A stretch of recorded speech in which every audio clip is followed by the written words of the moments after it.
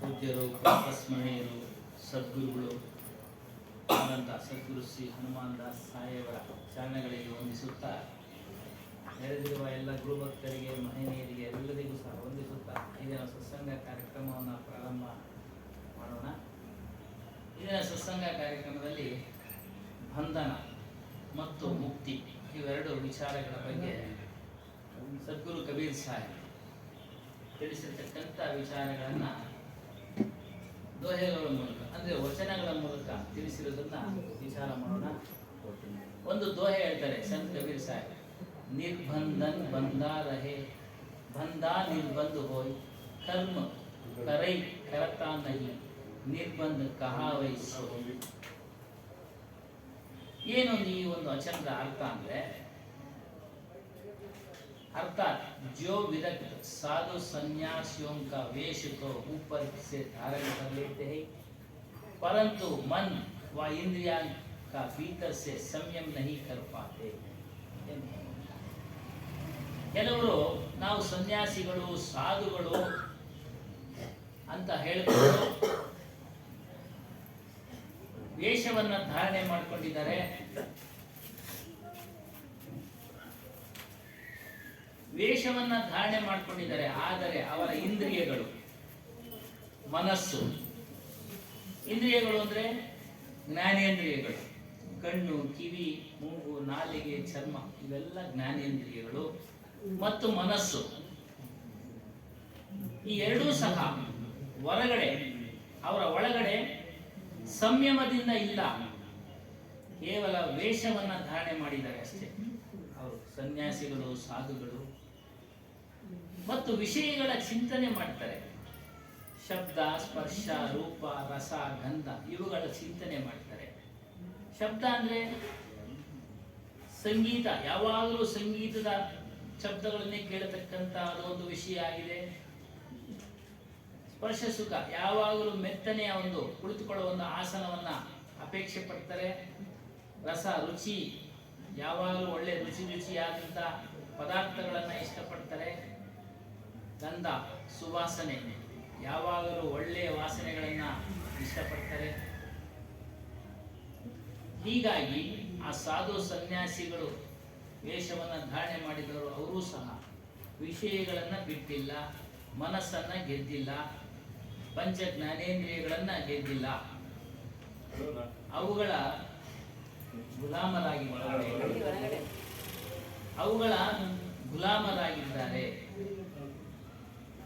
ಅವುಗಳ ಬಂಧನದಲ್ಲಿ ಇದ್ದಾರೆ. ಬಂಧನದ ಅರ್ಥ ಅವುಗಳ ಗುಲಾಮರಾಗಿದ್ದಾರೆ. ಅವರು ಹೇಳಿದಂತೆ ಆ ಜ್ಞಾನೇಂದ್ರಿಯಗಳು ಮತ್ತು ಮನಸ್ಸು ಹೇಳಿದಂತೆ ಕೇಳ್ತಾ ಇದ್ದಾರೆ. ಹಾಗಾಗಿ ಅದು ಬಂಧನ. जो बिना वेश धारण किए सामान्य जीवन के साधन से मन व इंद्रियों पर संयम करके विषयों से मुक्त हो गए, ऐसा कर्मयोगी. ಕೆಲವರು ಗೃಹಸ್ಥರು ಇರ್ತಾರೆ, ಅತ್ಯುತ್ತಮವಾದ ಜೀವನ ನಡೆಸ್ತಾ ಇರ್ತಾರೆ.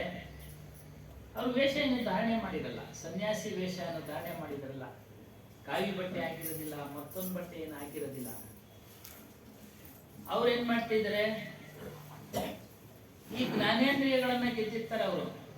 ಅವು ಹೇಳಿದಂತೆ ಕೇಳೋದಿಲ್ಲ, ಕಣ್ಣು ಹೇಳ್ದಂಗೆ ಕೇಳಲ್ಲ, ಕಿವಿ ಹೇಳ್ದಂಗೆ ಕೇಳಲ್ಲ, ನಾಲಿಗೆ ಹೇಳ್ದಂಗೆ ಕೇಳಲ್ಲ. ಅಂದ್ರೇನು? ಸಂಪೂರ್ಣವಾಗಿ ತ್ಯಜಿಸಿಬಿಡ್ತಾರ ಎಲ್ಲವನ್ನ? ಇಲ್ಲ. ಕಣ್ಣು ನೋಡೋದಕ್ಕೆ ಏನು ಅವಶ್ಯಕತೆ ಇದೆಯೋ ಅದನ್ನ ನೋಡ್ತಾನೆ. ಮತ್ತೆ ರುಚಿ, ಊಟ ಮಾಡ್ತಾರೆ, ಇಲ್ಲ ಅಂತ ಹೇಳಿಲ್ಲ. ಗೃಹಸ್ಥರು ಪದ್ಧತಿಗೆ ಅನುಗುಣವಾಗಿ, ಸ್ಥಿತಿಗತಿಗೆ ಅನುಗುಣವಾಗಿ ಊಟ ಮಾಡ್ತಾರೆ. ಸ್ಥಿತಿಗತಿಗಳು ಅಂದ್ರೆ ಕೆಲವು ಸಮಯದಲ್ಲಿ ಪಥ್ಯ ಇರಬೇಕಾಗುತ್ತೆ, ಕೆಲವು ಸಮಯದಲ್ಲಿ ಅಲ್ಪ ಸ್ವಲ್ಪ ರುಚಿನ ಸ್ವಾದ ಮಾಡ್ತಾರೆ. ಅದು ಬೇಕಾಗೂ ಇದೆ. ಉದಾಹರಣೆಗೆ ಬೆಲ್ಲ ಒಂದು ಆರೋಗ್ಯ ವಸ್ತು. ಬೆಲ್ಲ ಅದನ್ನ ಎಷ್ಟು ಬೇಕೋ ಅಷ್ಟು ಅವಶ್ಯಕತೆ ಉಪಯೋಗಿಸಿದ್ರೆ ಅದು ಆರೋಗ್ಯವಾಗಿ ಇಟ್ಟಿರುತ್ತೆ ನಮ್ಮನ್ನ. ಹೆಚ್ಚಾಗಿ ಉಪಯೋಗಿಸಿದ್ರೆ ಅದು ಸಹ ಕಾಯಿಲೆಗೆ ದೂಗುತ್ತೆ. ಈಗ ಲೋ ಬಿ ಪಿ ಅಂತ ಬಂದಿದೆ.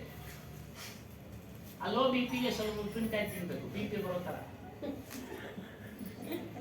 ಲೋ ಬಿ ಪಿ ಉಪ್ಪಿನಕಾಯಿ ತಿನ್ನಮ್ಮ, ಉಪ್ಪು ತಿನ್ನಮ್ಮ ಅಂತಾರೆ. ಉಪ್ಪು ಜಾಸ್ತಿ ತಿಂದ್ರೆ ಅದೊಂಥರ ಕಾಯಿಲೆ ನೋಡಿ. ಎಲ್ಲವನ್ನ ಬ್ಯಾಲೆನ್ಸ್ ನಲ್ಲಿ ನಾವು ಊಟ ಮಾಡ್ಕೊಂಡು ಹೋಗ್ಬೇಕು. ಹಾಗಾಗಿ ಆ ರೀತಿ ಗೃಹಸ್ಥರು ಇಂದ್ರಿಯಗಳನ್ನ ಗೆದ್ದಂತವರಾಗಿ ತಮ್ಮ ಇಂದ್ರಿಯಗಳಿಗೆ ಅವಶ್ಯಕತೆಗೆ ಅನುಗುಣವಾಗಿ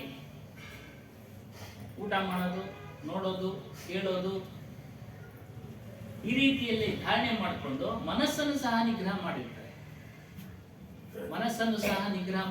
ಮನಸ್ಸು ಹೇಳಿದಂತೆ ಕೇಳಲ್ಲ. ದುರ್ವಿಷಯಗಳ ಕಡೆ ಮನಸ್ಸು ಎಳ್ಕೊಂಡು ಹೋಗುತ್ತೆ. ಅವಾಗ ಅದರಂತೆ ಅದ್ರ ಹಿಂದೆ ಹೋಗೋದಿಲ್ಲ. ನಮ್ಮ ದೇಹವನ್ನ, ಬುದ್ಧಿಯನ್ನ ಅದ್ರ ಹಿಂದೆ ತೆಗೆದುಕೊಂಡು ಹೋಗೋದಿಲ್ಲ. ಈ ರೀತಿಯಾದಂತ ಗೃಹಸ್ಥರು ಸಾಮಾನ್ಯ ಜೀವನ ನಡೆಸಿ ಇಂದ್ರಿಯಗಳ ಸಂಯಮವನ್ನು ಪಾಲನೆ ಮಾಡ್ತಾ ವಿಷಯಗಳಿಂದ ಮುಕ್ತರಾಗಿರುತ್ತಾರೆ. ಅವರು ಬಂಧನಕ್ಕೆ ಪಟ್ಟಿರೋದಿಲ್ಲ. ಮೇಲೆ ಹೇಳಿದ ಹಾಗೆ ಕೇವಲ ವೇಷಧಾರಣೆ ಮಾಡಿಕೊಂಡು ಇಂದ್ರಿಯಗಳ ಸುಖಗಳನ್ನು ಅಪೇಕ್ಷೆ ಪಡ್ತಾ ಅದರ ಚಿಂತನೆಯಲ್ಲಿ ಯಾರು ತೊಡಗಿರ್ತಾರೋ ಅವರು ವೇಷಧಾರಣೆ ಮಾಡಿದ್ರು ಸಹ ಅವರು ಬಂಧನಕ್ಕೆ ಒಳಪಟ್ಟಿದ್ದಾರೆ. ಯಾರಾದ್ರೂ ಆಗಿರ್ಬೋದು, ಸನ್ಯಾಸಿಗಳು, ಸಾಧುಗಳು, ಯಾರು ಬೇಕಾದ್ರೂ ಆಗಿರ್ಬೋದು. ಅದರಿಂದ ಅವರೆಲ್ಲ ಬಂಧನಕ್ಕೆ ಒಳಪಟ್ಟಿದ್ದಾರೆ. ಇನ್ನು ಸಾಮಾನ್ಯ ಗೃಹಸ್ಥ ಇಂದ್ರಿಯಗಳನ್ನ ಗೆದ್ದು, ಜ್ಞಾನೇಂದ್ರಿಯಗಳನ್ನ ಗೆದ್ದು, ಮನಸ್ಸನ್ನ ಗೆದ್ದು ಜೀವನ ನಡೆಸ್ತಾ ಇರ್ತಾನೆ. ಅವನು ಬಂಧನ ರಹಿತನಾಗಿದ್ದಾನೆ, ನಿರ್ಬಂಧನಾಗಿದ್ದಾನೆ. ಆತನನ್ನ ಕರ್ಮಯೋಗಿ ಅಂತಲೂ ಸಹ ಕರೀತಾರೆ. ಮತ್ತು ನಿಷ್ಕಾಮ ಭಾವದಿಂದ ಇರ್ತಾನೆ. ಏನೇ ಕೆಲಸ ಕಾರ್ಯಗಳನ್ನು ಮಾಡಿದ್ರು ಸಹ ಯಾವುದೇ ಫಲಗಳನ್ನು ಅಪೇಕ್ಷೆ ಮಾಡೋದಿಲ್ಲ. ಆತನಿಗೆ ನಿಷ್ಕಾಮ ಭಾವದಿಂದ ಪೂಜೆ, ಪುನಸ್ಕಾರ, ಗುರು ಸೇವೆ, ಮತ್ತೊಂದು ಒಳ್ಳೆ ಶುಭ ಕಾರ್ಯಗಳನ್ನ ಮಾಡ್ತಾ ಇರ್ತಾನೆ. ಅವನು ಬಂಧನ ರಹಿತನಾಗಿದ್ದಾನೆ. ಈ ಬಂಧನದ ವಿವರಣೆ ಇನ್ನೂ ಕೊಡ್ತಾರೆ. जब तक हम इंद्रियों और मन से बंधे हुए तब तक हम गुलाम है. ನಾವು ಎಲ್ಲಿಯವರೆಗೂ ಇಂದ್ರಿಯಗಳು ಹೇಳಿದಾಗೆ ಕೇಳ್ತೀವೋ, ಎಲ್ಲಿಯವರೆಗೂ ಮನಸ್ಸು ಹೇಳಿದಾಗೆ ಕೇಳ್ತೀವೋ, ಅಲ್ಲಿಯವರೆಗೂ ನಾವು ಅವುಗಳ ಗುಲಾಮರು.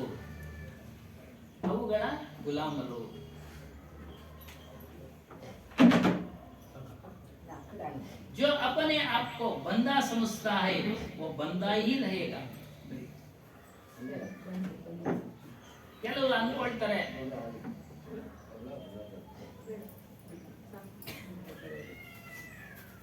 ನಮ್ಮನ್ನ ಯಾರೋ ಬಂಧಿಸಲ್ಪಟ್ಟಿದ್ದಾರೆ ಅಂತ ಮನಸ್ಸಿನಲ್ಲಿ ಧಾರಣೆ ಮಾಡ್ಕೊಂಡಿರ್ತಾರೆ.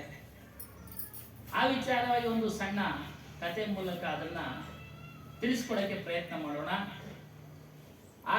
ಅಗಸ ಹಿಂದಿನ ಕಾಲದಲ್ಲಿ ಕೆರೆ ಕಡೆ ಹೋಗ್ಬೇಕಾಯ್ತು, ಬಟ್ಟೆಗಳನ್ನ ಹೊತ್ಕೊಂಡು ಕಟ್ಟೆಗಳ ಮೇಲೆ ಹಾಕೊಂಡು. ಅದೇ ರೀತಿ ಅವನು ದಿನನಿತ್ಯದ ಕಾಯಕ. ಒಂದು ದಿನ ಬೆಳಗ್ಗೆ ಎದ್ದು ಗೊತ್ತಾಗ್ಬಿಡುತ್ತೆ, ಆತುರವಾಗಿ ಬಟ್ಟೆಗಳನ್ನೆಲ್ಲ ಅದ್ರ ಮೇಲೆ ಹಾಕೊಂಡು ಹೊರಟ್ಬಿಡ್ತಾನೆ.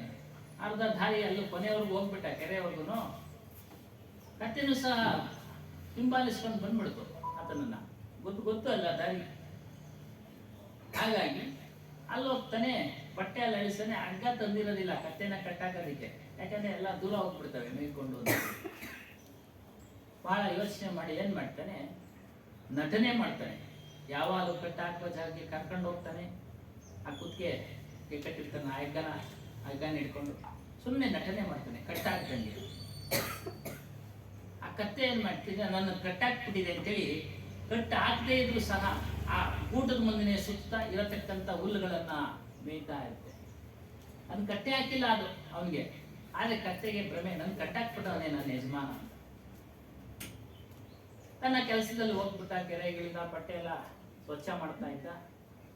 ಮಧ್ಯದಲ್ಲಿ ಅವ್ರ ಮಗ ಬಂದ್ಬಿಟ್ಟ. ಸಂಜೆ ಹೋಗ್ಬೇಕಾಯ್ತು, ಸಂಜೆ 4-5 ಗಂಟೆಗೆ. ಮಧ್ಯದಲ್ಲಿ ಅವ್ರ ಮಗ ಬಂದ್ಬಿಟ್ಟ. ಯಾರೋ ನೆಂಟರು ಬಂದಿದ್ದಾರೆ, ಅರ್ಜೆಂಟಾಗಿ ನಿನ್ನ ಹತ್ರ ಮಾತನಾಡ್ಬೇಕಂತೆ, ಹಾಗಾಗಿ ಕರೀತಾ ಇದ್ದಾರೆ ಬನ್ನಿ ಅಂತಂದ. ಕೆಲಸ ಬಿಟ್ಟು ಹೋಗೋಕ್ಕಾಗೋದಿಲ್ಲ, ಗ್ರಾಹಕರದ್ದು ಬಟ್ಟೆಗಳು ಕೊಡಬೇಕು. ಹೇಳ್ದ, ನನ್ನ ಕೆಲಸ ನೀನು ಮಾಡು, ಎಲ್ಲ ಹೊಡ್ಕೊಂಡು ಮುಗಿಸ್ಕೊಂಡು ಕತ್ತೆಯೊಂದಿಗೆ ವಾಪಸ್ ಬಾ ಅಂತ ಹೇಳ್ಬಿಟ್ಟು ಹೊರಟೋದ. ಇವನು ಕೆಲಸ ಮಾಡ್ತಾ ಇದ್ದ, ಅಗಸನ ಮಗ. ಸಂಜೆ ಆಯ್ತು, ಕೆಲಸ ಎಲ್ಲ ಮುಗಿತು, ಬಟ್ಟೆ ಕಟ್ಟಿ ಎಲ್ಲ ರೆಡಿ ಮಾಡ್ದ. ಕತ್ತೆ ನೆಪರಿಸ್ದ, ಬಟ್ಟೆ ಗಂಟೆ ಅದ್ರ ಮೇಲೆ ಇಟ್ಟ, ನಡಿ ಅಂದ. ಅದು ಹೋಗ್ತಾ ಇಲ್ಲ ಮುಂದಕ್ಕೆ, ಹೊಡಿತಾನೆ ಹೋಗೋದಿಲ್ಲ. ಅಂತ ಕಟ್ಟಿಲ್ವಲ್ಲ, ಯಾಕೆ ಹಿಂಗೆ ಅಂತ ಗೊತ್ತಾಗಿಲ್ಲ ಅವನಿಗೆ. ಮಹಾತ್ಮರು ಬಂದ್ರು ಆ ಕಡೆಯಿಂದ, ಹೊಡಿತಾ ಇದ್ದಾರೆ. ಯಾಕೆ ಅಲ್ಲಿ ಹೊಡಿದ್ಯಾ ಕತ್ತೆಗೆ? ಪಾಪ ಅದು ಮೂಕ ಪ್ರಾಣಿಯಲ್ಲ, ಮನೆ ಕಡೆ ಬರ್ತಾ ಇಲ್ಲ ಸ್ವಾಮಿ, ಇದು ಎಷ್ಟು ತೊಳೆದ್ರು.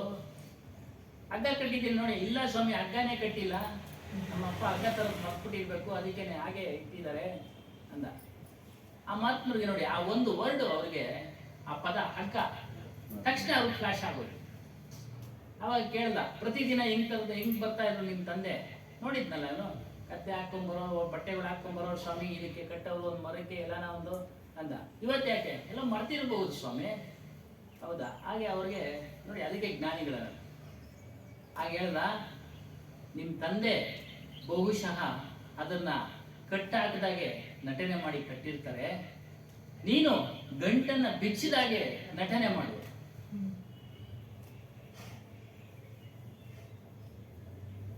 ಹೇಗೆ ಸ್ವಾಮಿ ಆಗತ್ತೆ ಅಂದ. ಪ್ರಯತ್ನ ಮಾಡಯ್ಯ, ಪ್ರಯತ್ನ ಮಾಡೋದ್ರಲ್ಲಿ ತಪ್ಪೇನು ಅಂದ. ಅದೇ ರೀತಿ ಆ ಕುತ್ತಿಗೆ ಪಟ್ಟಿ ಹಗ್ಗದ ಹಿಡ್ಕೊಂಡ ಬಂದ. ಸುಮ್ಮನೆ ಹಾಗೆ ಬಂದಂಗೆ ಬಂದು ಸ್ವಲ್ಪ ಗಂಟು ಬಿಚ್ಚಿ ತರ ನಾಟಕ ಆಡ್ದ. ಕತ್ತೆ ಗಮನಿಸ್ತಾ ಇತ್ತು. ಓ, ನನ್ನ ಹಿಂದೆ ಈಗ ಬಿಚ್ಚಿದ್ರು, ನನ್ನ ಈಗ ಬಿಚ್ಚಿದ ನನ್ನ ಯಜಮಾನ ಅಂತ. ಬಿಚ್ಚಿದ ಕೂಡಲೇ ಅದೇ ಹೋಗ್ತಾ ಇತ್ತು. ದಾರಿ ಗೊತ್ತಿತ್ತು, ಅದಕ್ಕೆ ದಾರಿ ಗೊತ್ತಿತ್ತು, ಹೋಗ್ಬಿಡುತ್ತೆ. ಕೆಲವು ಎತ್ತುಗಳು ನೋಡಿ, ಪ್ರತಿದಿನ ಅಭ್ಯಾಸ ಆಗ್ಬಿಟ್ರೆ ಹೋಗ್ತಾ ಇರ್ತದೆ.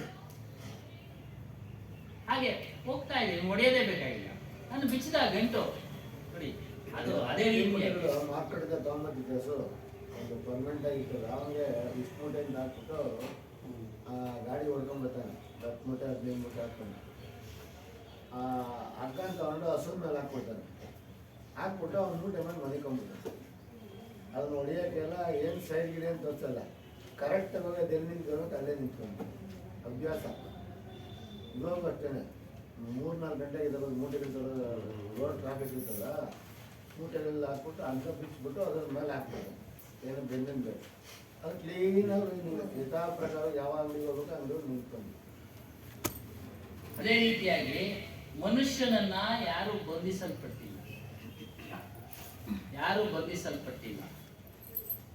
ನನ್ನನ್ನು ಬಂಧನಕ್ಕೆ ತಳ್ಳಿದ್ದಾರೆ ಅಂತೇಳಿ ಯಾರೋ ತೊಳ್ಬಿಟ್ಟಿದ್ದಾರೆ. ಯಾರೋ ಪರಮಾತ್ಮ, ಈಶ್ವರ, ಅವನದು ಆಟ ಇದೆಲ್ಲ ಅಂತೇಳಿ ಮನುಷ್ಯನ ಭ್ರಮೆಗೆ ಒಳಪಟ್ಟಿದ್ದಾನೆ. ಅದನ್ನಿಲ್ಲ, ಜೋ ಅಪನೇ ಆಪಗೋ ಬಂಧ ಸಮಸ್ತ. ನನ್ನನ್ನು ಯಾರೋ ಕಟ್ಬಿಟ್ಟಿದ್ದಾರೆ, ಕಟ್ಟಾಕ್ಬಿಟ್ಟಿದ್ದಾರೆ. ಈ ರೀತಿಯಾಗಿ ಬಂಧನದ ಅರ್ಥ. ಮತ್ತು 3ನೇ ಪಾಯಿಂಟ್ ಹೇಳ್ತಾರೆ, ಇಚ್ಛಾ ಅಜ್ಞಾನತ ಅವ್ರ ಊಂಚ್ ನೀಚೆ ಏ ಬಂಧನಕ್ಕೋ ತ್ರಿಮೂರ್ತಿ ಹೈ. ನೋಡಿ, ನಮ್ಮ ಇಚ್ಛೆಗಳು, ನಮ್ಮ ಅಜ್ಞಾನಗಳು, ಉಂಚ ನೀಚ, ಮೇಲು ಕೀಳು ಎಂಬ ಭಾವನೆ, ಇವು ತ್ರಿಮೂರ್ತಿಗಳು ಇದ್ದಾವೆ. ಇವು ಬಂಧನಕ್ಕೆ ಕಾರಣ ಆಗಿದ್ದಾವೆ. ಇಚ್ಛೆ,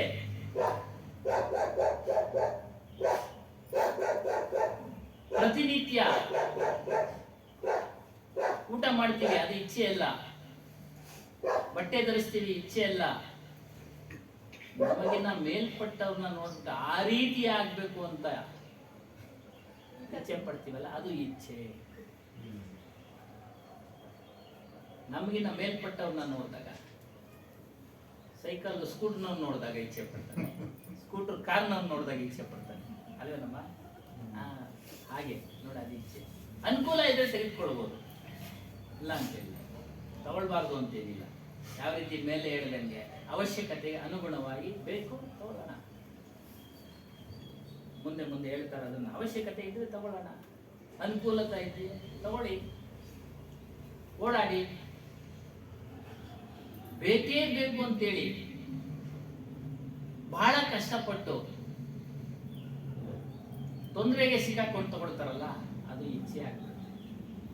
ಆಮೇಲೆ ಆ ಗಾಡಿ ಹೆಂಗ್ ನೋಡ್ಕೊಂತ ಗೊತ್ತಾ, ಅಪ್ಪ ಜಡ ಪೂಜೆ ಅಲ್ಲಿ ಗೊತ್ತಾಗ್ತದೆ. ಮನೆಯವ್ರನ್ನ ನೋಡ್ಕೊಳಲ್ಲ, ಅವರ ಮನೆಯವ್ರನ್ನ ನೋಡ್ಕೊಳಲ್ಲ, ಅಷ್ಟು ಕ್ಲೀನ್ ಆಗಿ ನೋಡ್ಕೊಳ್ಳಲ್ಲ. ಅಂದ್ರೆ ಆತರ ಇನ್ನೊಂದ್ ಗಾಡಿ ಬೇರೆ ತಗೊಳಕ್ ನೋಡೋ ತನಕ ಆಮೇಲೆ ಅಲ್ಲ, ಅದಕ್ಕೊಂದು ಬೀಳತಕ್ಕ ಒಂದೇನಾದ್ರು ನೀರು ಬಿದ್ದು ಆ ತನಕ ಏನದನ್ನ. ಅದೇ ಸ್ವಾಮಿ ಬಂಧನ. ಹೌದು. ಗಾಡಿ ತಗೊಂಡ, ಅದ್ರ ಮೇಲೆ ಮೋಹ ಇಟ್ಟ, ಅದೇ ಬಂಧನ. ನಾನು ಚಿಕ್ಕ ವಯಸ್ಸಲ್ಲಿ ನಮ್ಮ ತಂದೆಯವರು ಸ್ಕೂಲ್ ಓದ್ತಾ ಇದ್ದೀನಿ ಅಂದ್ಬಿಟ್ಟು ಪಾಸ್ ಆಗಿದ್ದಕ್ಕೆ ಒಂದು ಚಪ್ಪಲಿ ಕೊಡ್ಸಿದ್ರು. 3 ರೂಪಾಯಿ ಐರನ್ ಮಾಡ್ತಾರೆ ಚಪ್ಪಲಿ ಅಂತ. 3 ರೂಪಾಯಿ 75 ಪೈಸೆ ಐರನ್ ಮಾಡಿದ ಚಪ್ಪಲಿ. ಸುತ್ತಿ ಒಳಗೆ ಹೊಡೆದು ಮುರಿದೋಗಲ್ಲ ಅಂತ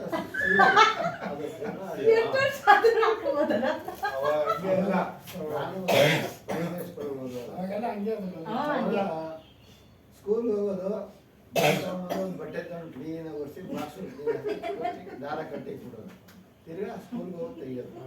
ಹಾಗೆ ನೋಡಿದೆ ವಸ್ತು ನೋಡಿದಾಗ ಕೇಳಿರೋದ್ರಿಂದ ನಮ್ಗೆ ಇವೆಲ್ಲ ಮಾಡಿದಾಗ ಜಡ ಪೂಜೆ ಅನ್ನೋದೆಲ್ಲ ಜಡಗಳು ಇವೆಲ್ಲ ಏನ್ ಚೈತನ್ಯಕ್ಕೆ ಬೆಲೆ ಕೊಡಲ್ಲ, ಜಡಕ್ಕೆ ಬೆಲೆ ಕೊಡ್ತೀರ ಅಂತ. नेक्स्ट पॉइंट ಬರ್ತೀನಿ.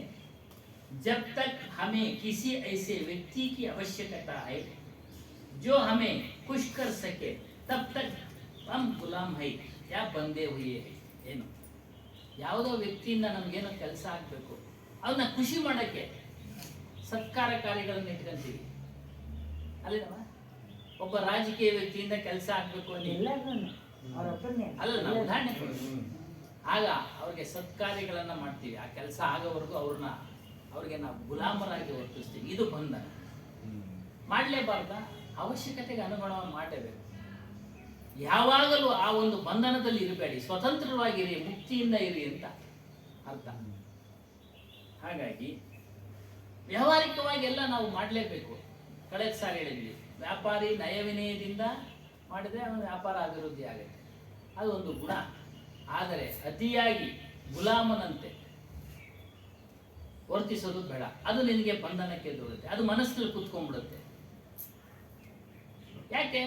ಈತ ಇದ್ರೇನೆ ನಾನು ಬದುಕೋದು ಅನ್ನೋದೊಂದು ಭ್ರಮೆಗೆ ಬಂದ್ಬಿಡುತ್ತೆ ಅಲ್ವರ? ಆ ಭ್ರಮೆ ನಿವಾರಣೆ ಆಗ್ಬೇಕಂದ್ರೆ ನೀವು ಡೆವಲಪ್ ಆಗ್ಬೇಕು, ಅಭಿವೃದ್ಧಿ ಆಗ್ಬೇಕು, ಮಾನಸಿಕವಾಗಿ ಅಭಿವೃದ್ಧಿ ಆಗಿರು. ಬೇರೆ ಬೇರೆ ವಿಚಾರಗಳ ಕಡೆ ಗಮನ ಕೊಟ್ರೆ ನೀವು ಅಭಿವೃದ್ಧಿ ಆಗ್ತೀರಾ. ಇದ್ದಲ್ಲೇ ಇದ್ರೆ ಅಲ್ಲೇ ಇರ್ತೀರ.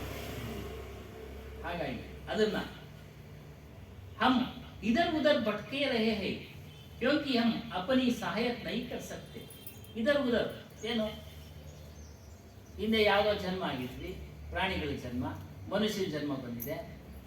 ಈಗ ಎಚ್ಚೆತ್ತುಕೊಳ್ಳಿಲ್ಲ ಅಂದ್ರೆ, ನಾವು ಜ್ಞಾನ ತಿಳಿಲಿಲ್ಲ ಅಂದ್ರೆ ಮತ್ತೆ ನಾವು ಪ್ರಾಣಿಗಳ ಜನ್ಮಕ್ಕೆ ಹೋಗ್ಬೇಕು. 84 ಲಕ್ಷ ಯೋನಿಗಳು ಅಂದ್ರೆ ಗರ್ಭಗಳು ಅಂತ ಹೇಳ್ತಾರೆ. ಹಾಗಾಗಿ ಆ ಕಡೆಯಿಂದ ಈ ಕಡೆಗೆ ಬರ್ತಾ ಇದೀವಿ, ಈ ಕಡೆಯಿಂದ ಆ ಕಡೆಗೆ ಸುತ್ತುತ್ತಾ ಇದೀವಿ.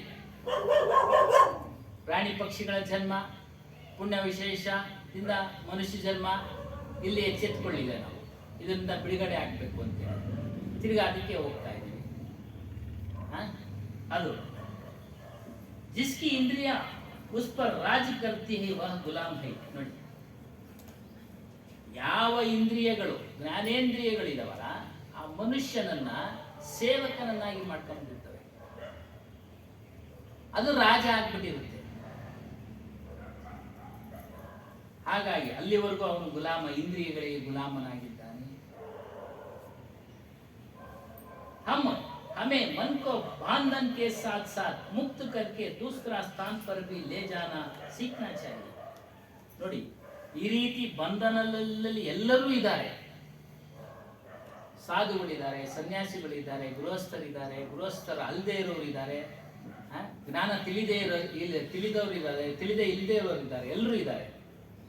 ಆದರೆ ಜೊತೆಯಲ್ಲಿ ಮುಕ್ತಿಯ ಮಾರ್ಗ, ಇವುಗಳಿಂದ ಬಿಡುಗಡೆ. ಸ್ವತಂತ್ರನಲ್ಲ ಮನುಷ್ಯನು, ಪರತಂತ್ರನು. ನಾವು ಭಾರತ ದೇಶದ ಸ್ವತಂತ್ರ ರಾಷ್ಟ್ರದಲ್ಲಿ ಇದ್ದರೂ ಸಹ ನಾವು ಸ್ವತಂತ್ರರಲ್ಲ. ವಾಕ್ ಸ್ವಾತಂತ್ರ್ಯ ಕೊಟ್ಟಿದೆ ಅಂದ್ರೆ ಹೇಗಂದ್ರೆ ಹಾಗೆ ಮಾತಾಡಕ್ಕಾಗೋದಿಲ್ಲ. ಅದಕ್ಕೆ ಕೆಲವೊಂದು ಭಾರತೀಯ ದಂಡ ಸಂಹಿತೆಯಲ್ಲಿ ತೋರಿಸಿದ್ದಾರೆ. ರಾಷ್ಟ್ರಕ್ಕೆ ವಿರುದ್ಧವಾಗಿ ಮಾತಾಡಿದ್ರೆ ಅದು. ಮತ್ತು ಏನೇ ನಾವು ನಡೆದ್ರು ಕಾನೂನಿನ ಅಡಿಯಲ್ಲಿ ನಡಿಬೇಕು. ಒಂದು ಟ್ಯಾಕ್ಸ್ ಹಾಕ್ತಾರೆ, ಟ್ಯಾಕ್ಸ್ ಕಟ್ಟಲ್ಲ ಅಂದ್ರೆ ಫೈನ್ ಹಾಕ್ತಾರೆ. ಅವ್ರ ಮೇಲೆ ಹೋಗಿ ಗಲಾಟೆ ಮಾಡಿದ್ರೆ ಇಷ್ಟೇ. ಇವೆಲ್ಲ ಸರಳವಾದದ್ದು. ಅಲ್ಲಿ ನಮ್ಮ ಸ್ವತಂತ್ರರಲ್ಲ. ಆ ಒಂದು ಕಾನೂನು ಮಾಡಿರೋದು ಸುರಕ್ಷತೆಗಾಗಿ ಮಾಡಿರೋದು ಅಷ್ಟೇ. ಸುರಕ್ಷತೆಗೆ ಮಾಡಿದ್ರು ಸಹ ನಾವು ಅದರೊಳಗಡೆ ಬಂಧನದಲ್ಲಿದ್ದೀವಿ. ಎಲ್ಲರ ಸುರಕ್ಷತೆಗೆ ಮಾಡಿರೋದು, ಆದರೂ ಅದರ ಬಂಧನದಲ್ಲಿದ್ದೀವಿ. ಎದುರ್ಕೊಳ್ತೀವಿ, ಇದು ತಪ್ಪು ಮಾಡಿದ್ರೆ ತಪ್ಪಪ್ಪ ಅಂತೇಳಿ. ಅದು ಬೇಕು. ಆಗ್ಲೇ ಹೇಳ್ದಂಗೆ ಪಂಚ ಜ್ಞಾನೇಂದ್ರಿಯಗಳು ಬೇಕು. ಊಟ ಮಾಡೋದಕ್ಕೆ, ಕೇಳೋದಕ್ಕೆ, ನಡೆದಾಡಕ್ಕೆ ಎಲ್ಲ ಬೇಕು. ನೋಡೋದಕ್ಕೆ, ತಿಳ್ಕೊಳ್ಳೋಕ್ಕೆ, ಸತ್ಯಾಸತ್ಯನ ತಿಳ್ಕೊಳ್ಳೋಕೆ, ವಿಚಾರ ಮಾಡೋಕ್ಕೆ ಜ್ಞಾನೇಂದ್ರಿಯಗಳು ಬೇಕು, ಮನಸ್ಸು ಬೇಕು. ಅದನ್ನು ಅತಿಯಾಗಿ ಉಪಯೋಗಿಸ್ಕೊಂಡ್ರೆ ಬಂಧನ. ಹಾಗೆ ಮುಕ್ತಿಯ ದಾರಿಯ ಕಡೆ ನಾವು ಹೋಗ್ಬಹುದು. बीते हुए दिनों का घटनाएं हमें सोच में डालती तथा नीच दिखाती. ಕಳೆದು ಹೋದ ಘಟನೆಗಳ ಬಗ್ಗೆ ಚಿಂತನೆ ಮಾಡ್ತಾ ನಮ್ಮ ಜೀವನವನ್ನು ವ್ಯರ್ಥ ಮಾಡ್ಕೊಳ್ತಾ ಇದ್ದೀವಿ. ನಮ್ಮ ಸಮಯವನ್ನು ವ್ಯರ್ಥ ಮಾಡ್ತಾ ಇದ್ದೀವಿ. ಕಳೆದು ಹೋದ ಘಟನೆ ಬಗ್ಗೆ ಚಿಂತನೆ ಮಾಡಿದ್ರೆ ಬರುತ್ತಾ? ಏನಿಲ್ಲ. ಆ ಸಮಯನೂ ಬರೋದಿಲ್ಲ, ಆ ಘಟನೆನೂ ಬರೋದಿಲ್ಲ. ನಾವು ಕೆಳಗಡೆ ಹೋಗ್ತಾ ಇದೀವಿ ಅದರ ಚಿಂತನೆ ಮಾಡ್ತಾ. ಏನು ಕೆಳಗಡೆ ಅಂದರೆ ನಮ್ಮ ಮನಸ್ಸನ್ನ ಹಿಂದಿನ ಘಟನೆಗಳಿಗೆ ತೆಗೆದುಕೊಂಡು ಹೋಗಿ ಮುಕ್ತಿಯ ದಾರಿ ಕಡೆ ಬರ್ತಾ ಇಲ್ಲ. ನಾವು ಮುಂದಕ್ಕೆ ಏನಾಗಬೇಕು, ಮತ್ತೆ ಅಂತ ಘಟನೆಗಳು ಮರುಕಳಿಸದ ಹಾಗೆ ಏನು ಮಾಡಬೇಕು ಅಂತ ಚಿಂತನೆ ಮಾಡ್ತೀವಿ ಲೌಕಿಕದಲ್ಲಿ, ಅಲ್ವರ? ಅದೇ ರೀತಿಯಾಗಿ ನಮ್ಮ ಮನಸ್ಸನ್ನ ಈ ಬಂಧನಗಳಿಂದ ಬಿಡುಗಡೆ ಮಾಡ್ಕೊಳ್ಳೋಕೆ ಏನು ಮಾರ್ಗ ಇದೆ, ಆ ಮಾರ್ಗದ ಕಡೆ ನಾವು ಹೋಗ್ಬೇಕು. ಆಗ ನಾವು ಉನ್ನತ ಮಾರ್ಗಕ್ಕೆ ಹೋಗ್ತಾ ಇದ್ದೀವಿ ಅಂತ ಅರಿವಾಗುತ್ತೆ. ಹೇಳ್ದಂಗೆ ಸರಿ ಹೇಳ್ದಂಗೆ ನಮ್ಮ ಮನಸ್ಸು ಮತ್ತು ಬುದ್ಧಿಯನ್ನ ಊರ್ಧ್ವಮುಖಕ್ಕೆ ತೆಗೆದುಕೊಂಡು ಹೋಗ್ಬೇಕು. ಮೇಲ್ಗಡೆಗೆ, ನೀಚೆ ದೇಹದ ಕೆಳಭಾಗ ತೆಗೆದುಕೊಂಡು ಹೋದ್ರೆ ಬಂಧನ, ಮೇಲ್ಗಡೆ ತೆಗೆದುಕೊಂಡು ಹೋದ್ರೆ ಮುಕ್ತಿಯ ಮಾರ್ಗ. ಇನ್ನೊಂದು ಪಾಯಿಂಟ್ ಹೇಳ್ತಾರೆ, ರೋನಾ ಯಾ ಕಮ್ಜೋರಿ ಬಂಧನ್ ಕಿ ನಿಶಾನಿ ಹೈ. ರೋನ ಅಂದ್ರೆ ಅಳೋದು, ಯಾವಾಗಲೂ ಅಳೋದು. ಅವರ ದುರ್ಬಲತೆ ಅಳೋದು. ನನ್ನ ಜೀವನ ಹೀಗಾಗ್ಬಿಡ್ತಲ್ಲ ಅಂತ ಪ್ರತಿನಿತ್ಯ ಅದ್ರ ಬಗ್ಗೆ ಚಿಂತನೆ ಮಾಡ್ತಾ ಇದ್ರೆ ಅವ್ರ ಮುಂದೆ ಅಭಿವೃದ್ಧಿ ಆಗಿರೋಕ್ಕೆ ಸಾಧ್ಯ ಇದೆ. ಅಭಿವೃದ್ಧಿಯ ಮಾರ್ಗ ಹುಡುಕ್ಬೇಕು ನಾವು. ಅದು ಗುರುತು, ದಿನ ಅಳೋದು ಅದು ಗುರುತಾಗ್ಬಿಟ್ಟಿದೆ. ಸ್ಮಾರಕ ಅಂದ್ರೆ ನೆನಪಿಗೆ ಮಾಡ್ಕೊಳಕ್ಕೆ ಒಂದು ವಿಗ್ರಹ ಇಟ್ಬಿಡ್ತೀವಿ. ರಾಜ್ಕುಮಾರ್ನ ನೆನೆಸ್ಕೊಳ್ತೀವಲ್ಲ, ಹಂಗೆ ಅವ್ರ ಹಳೆಯ ಘಟನೆಗಳನ್ನ ನೆನೆಸ್ಕೊಂಡು ಅಳ್ತಾ ಇರ್ತಾರೆ. ಅವರು ಅದರ ದುರ್ಬಲತೆ ಅದು ಅವ್ರನ್ನ ಬಂಧನಕ್ಕೆ ತೊಳ್ಳುತ್ತೆ. ಮುಂದೆ ಹೋಗೋದಕ್ಕೆ ದಾರಿನೇ ಇಲ್ಲ ಅವ್ರಿಗೆ. ಯೋಚನೆ ಮಾಡಬೇಕು, ಮುಂದಿನ ದಾರಿ, ಬದುಕೋ ದಾರಿ ನಾವು ತಿಳಿಬೇಕು. ಅದೇ ರೀತಿಯಾಗಿ ಬಂಧನದಿಂದ ಬಿಡುಗಡೆ ಆಗೋ ಮಾರ್ಗನ ನಾವು ತಿಳ್ಕೊಳ್ಳೋದಕ್ಕೆ ಪ್ರಯತ್ನ ಮಾಡಬೇಕು. ಬಂಧನ್ ಸಿರ್ಫ್ ದುರ್ದಶಾ ಲಾತಾ ಹೈ. ನೋಡಿ, ದುರ್ದಶೆ, ಕೆಟ್ಟ ದಶೆಯನ್ನು ತರುತ್ತೆ ನಿಮಗೆ. ಏನು? ಹುಟ್ಟೋದು, ಸಾಯೋದು. ನೀವು ಅದರ ಚಿಂತನೆ ಮಾಡ್ತಾ ಇದ್ರೆ ಆ ಬಂಧನದ ಬರೀ ಜ್ಞಾನೇಂದ್ರಿಯಗಳ ಉಣ್ಣೋದು, ಉಡೋದು, ತಿನ್ನೋದು, ಕೇಳೋದು, ಇವುಗಳ ಚಿಂತನೆ ಮಾಡ್ತಾ ಇದ್ರೆ ಮತ್ತೆ ನಿಮ್ಮನ್ನ ಗರ್ಭಕ್ಕೆ ತೊಳ್ಳುತ್ತೆ. ಅದೇ ದುರ್ದಶೆ.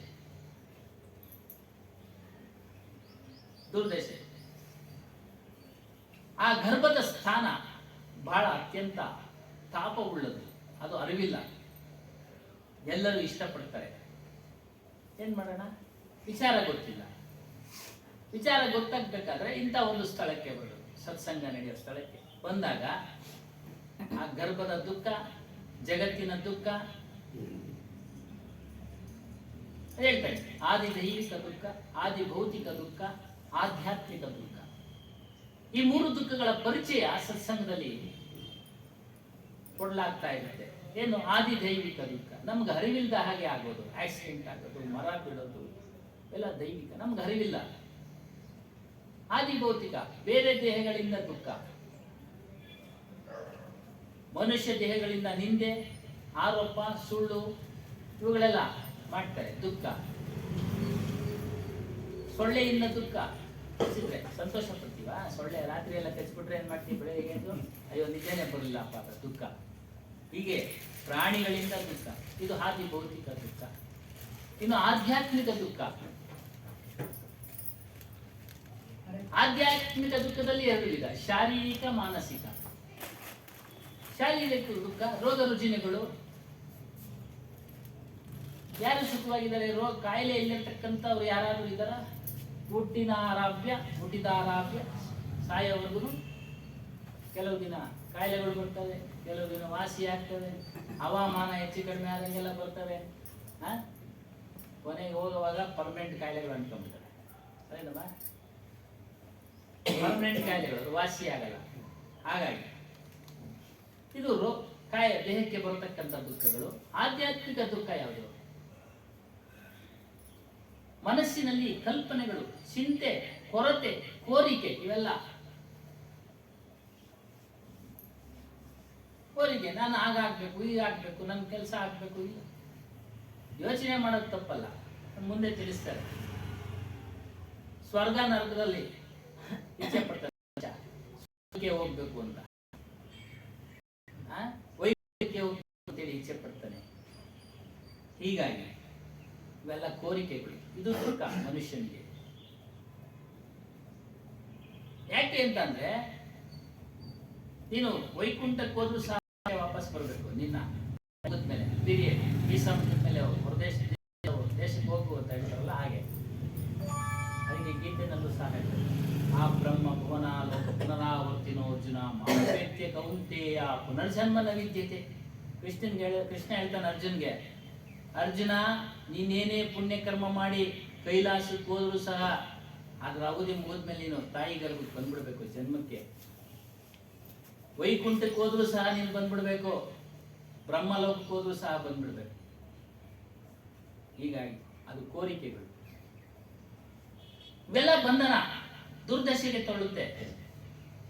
ಹಮಾರ ಬಂಧನ ಬ್ರಹ್ಮ ಹಿ, ನಮ್ಮ ಬಂಧನದಲ್ಲಿ ಬಿದ್ದಿದ್ದೀವಿ ಅಂತ ಭ್ರಮೆಯಲ್ಲಿ ಬಿದ್ದಿದ್ದೀವಿ.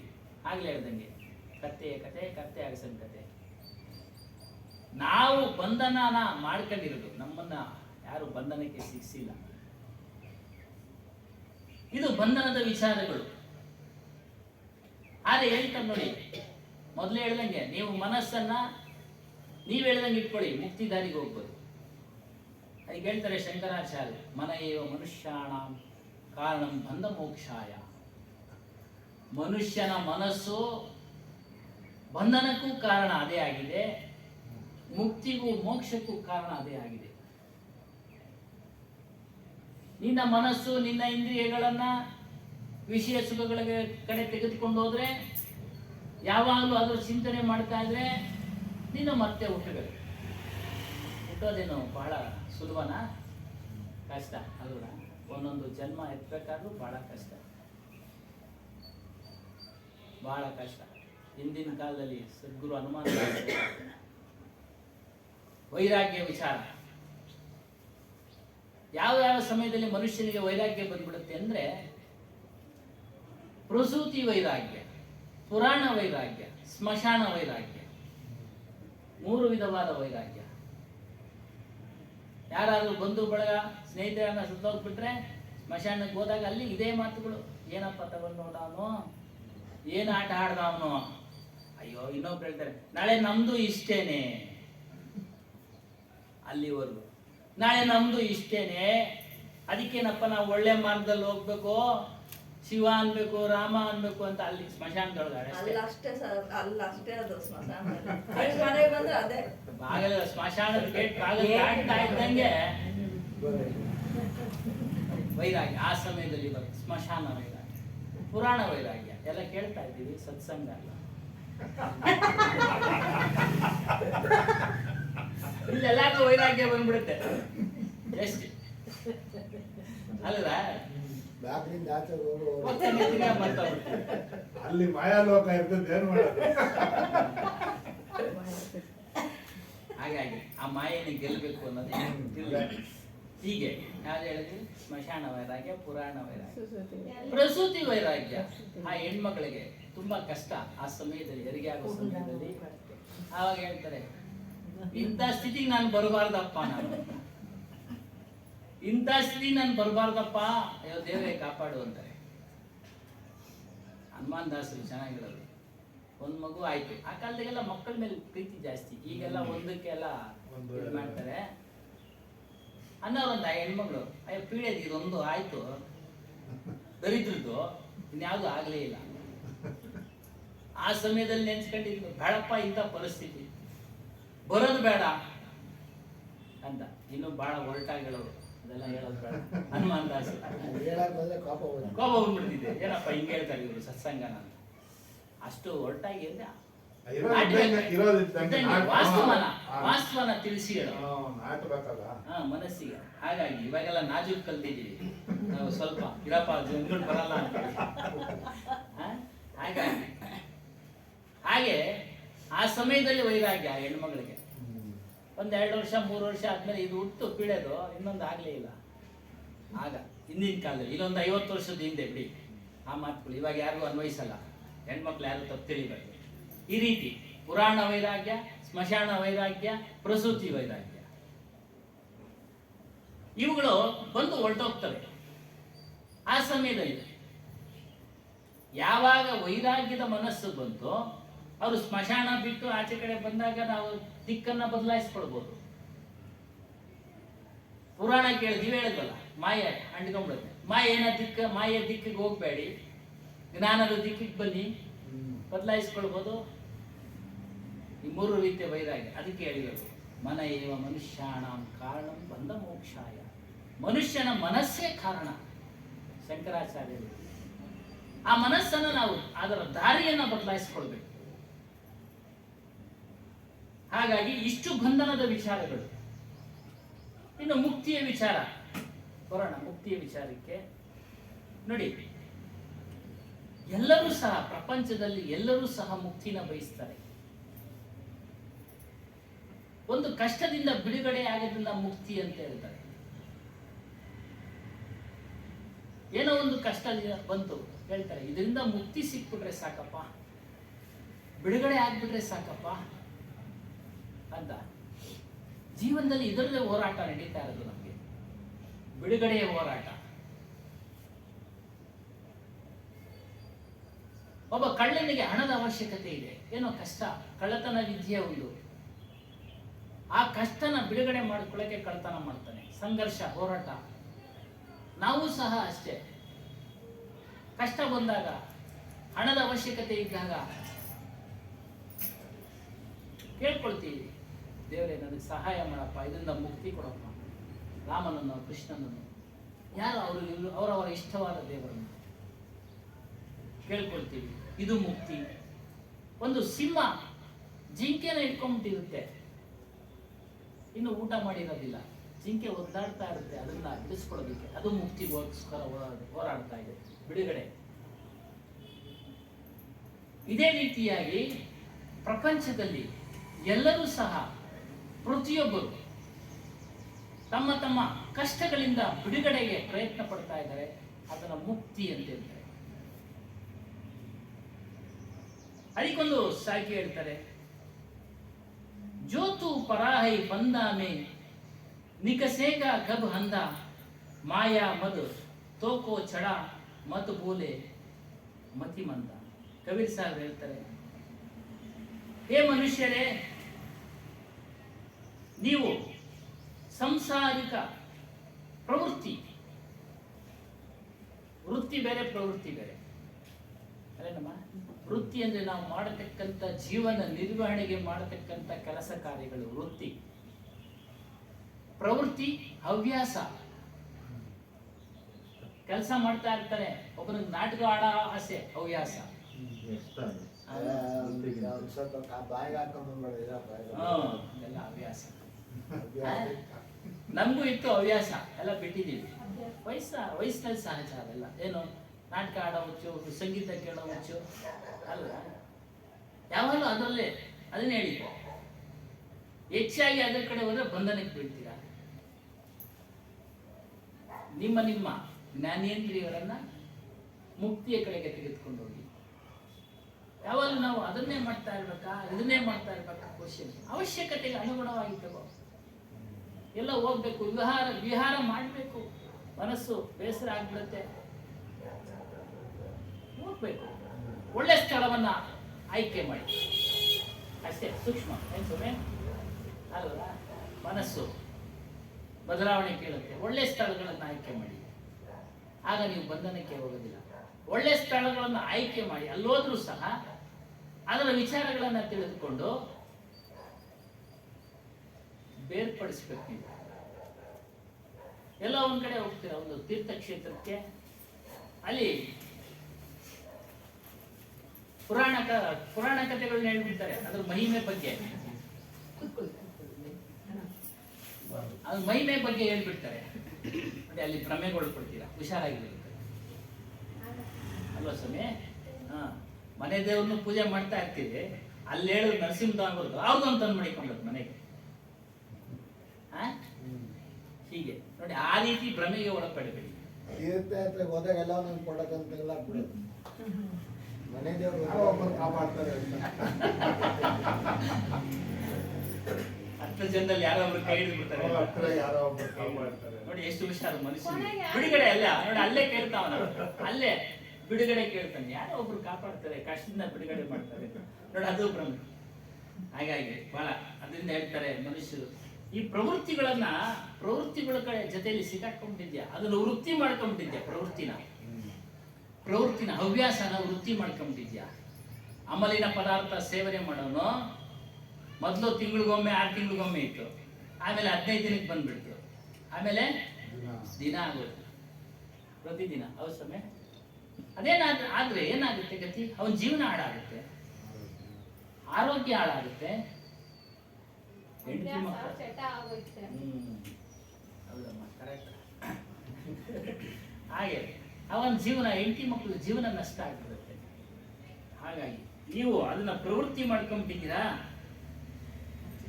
ಇದರಿಂದ ಯಾವಾಗ ಹೊರಗಡೆ ಬರ್ತೀರಾ? ನೀವು ಪ್ರವೃತ್ತಿಗಳನ್ನ ವೃತ್ತಿ ಮಾಡ್ಕೊಂಡಿದ್ದೀರಾ, ಯಾವಾಗ ಹೊರಗಡೆ ಬರ್ತೀರಾ?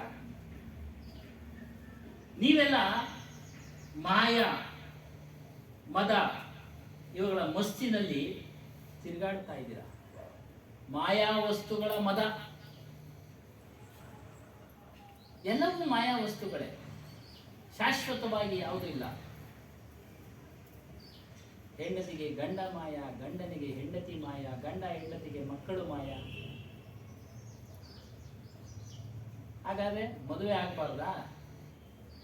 ನೀವು ಆಗ್ಬೇಕು ಅನ್ನೋದು ನಿಮ್ಮ ಪ್ರಾರಬ್ಧ ಕರ್ಮಾನುಸಾರದಲ್ಲಿದ್ರೆ ನೀವೆಲ್ಲೋದ್ರೂ ಮದುವೆ ಆಗ್ತೀವಿ.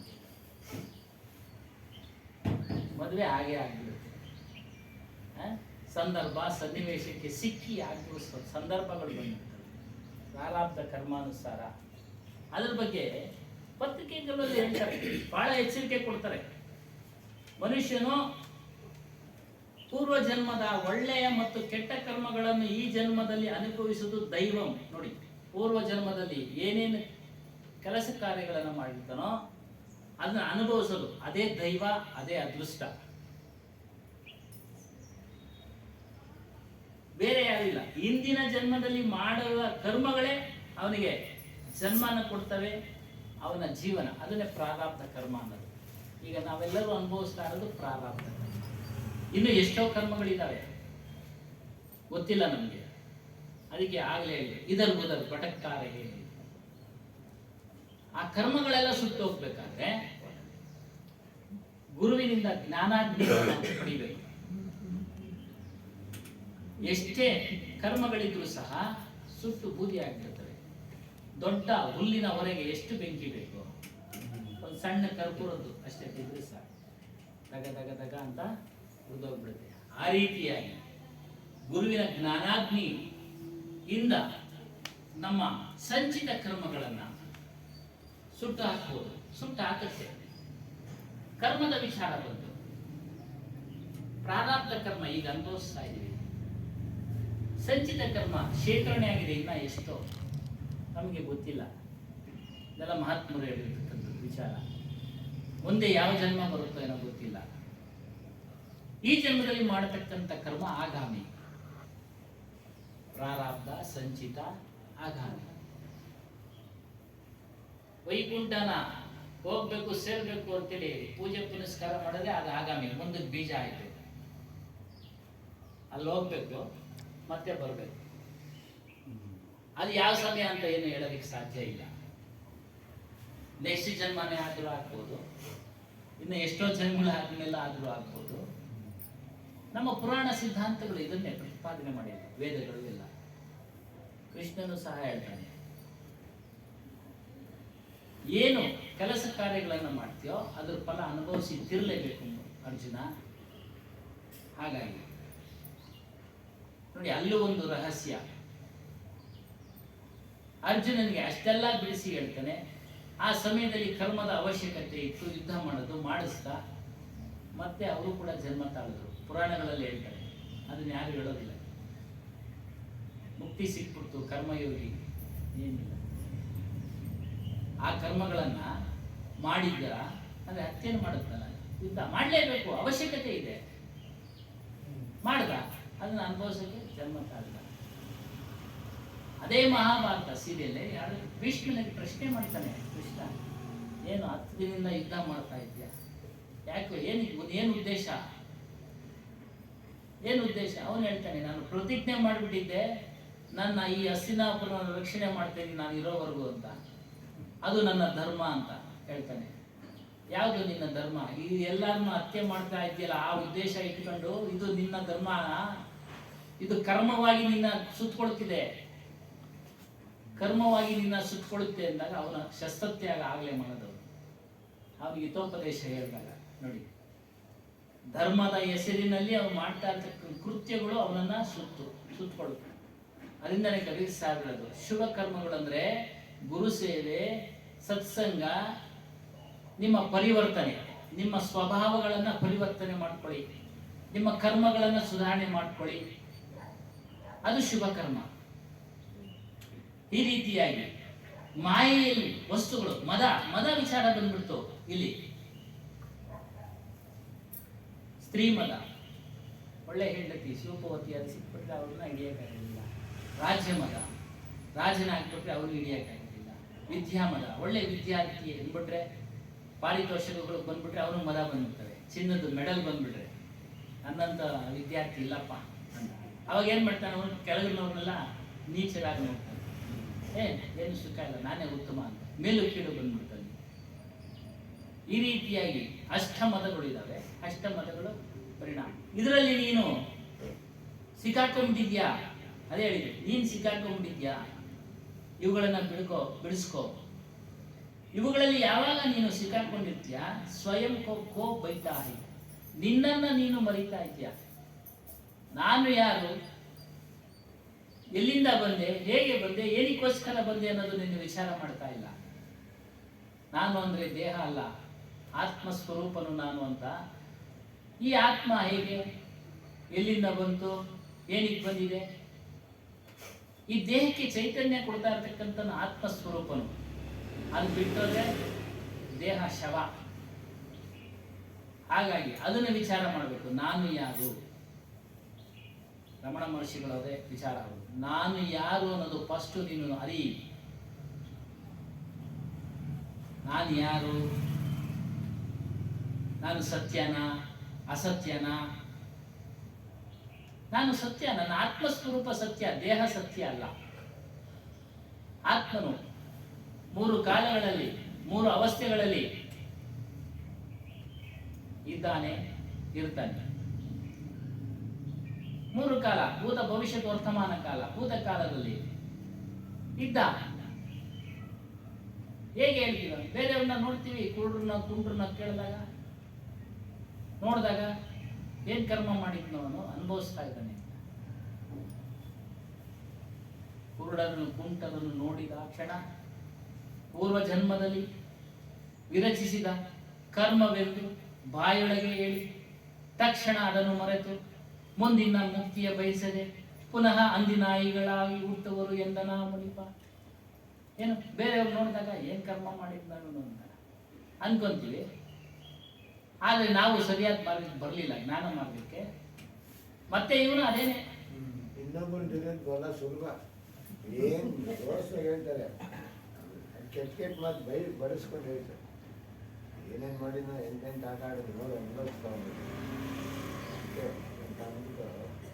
ಅಹಂಕಾರ ಮಾತಾಡ್ತೀವಿ ನಾವು. ಇನ್ನೊಬ್ಬನ ಅನ್ನೋದಕ್ಕೆ ನಮ್ಗೇನು ಅಧಿಕಾರ ಇಲ್ಲ.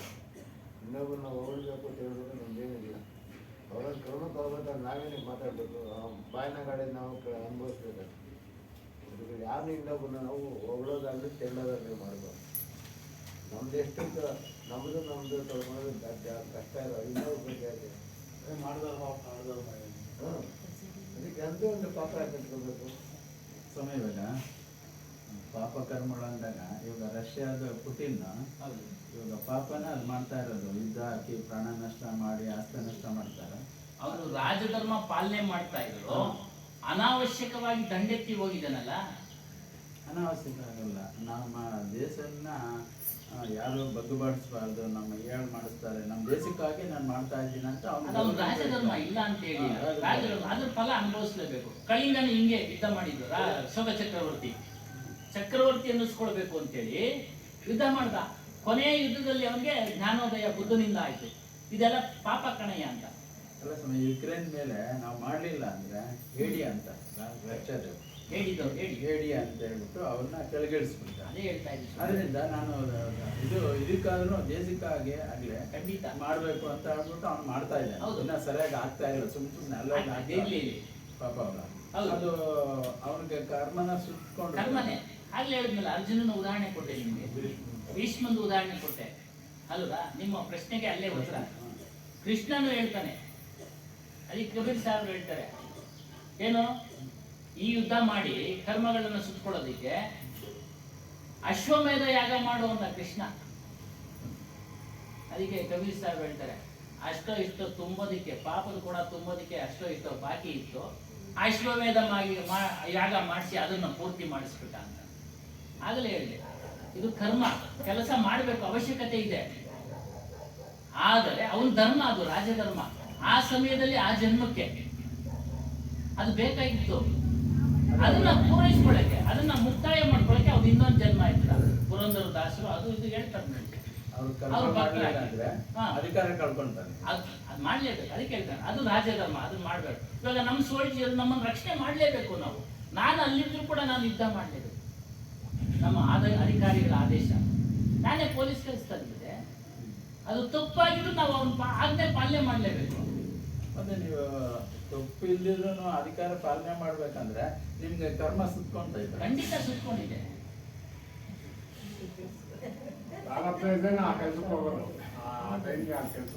ಅದಕ್ಕೆ ಈಗ ಬದಲಾವಣೆ ಮಾಡ್ಕೊಳ್ತಾ ಇದೀವಿ ಸೊಮೆ. ನೀವು ಬದಲಾವಣೆ ಮಾಡ್ಕೊಳ್ಳೋದಲ್ಲ, ನಮಗೂ ಒಳ್ಳೇದಾಗ್ತಾ ಇದೆ. ನಮಗೂ ಅದಕ್ಕೆ ಜ್ಞಾನ ಮಾರ್ಗಕ್ಕೆ ಹೇಳ್ತಾನೆ ಇದ್ರೆ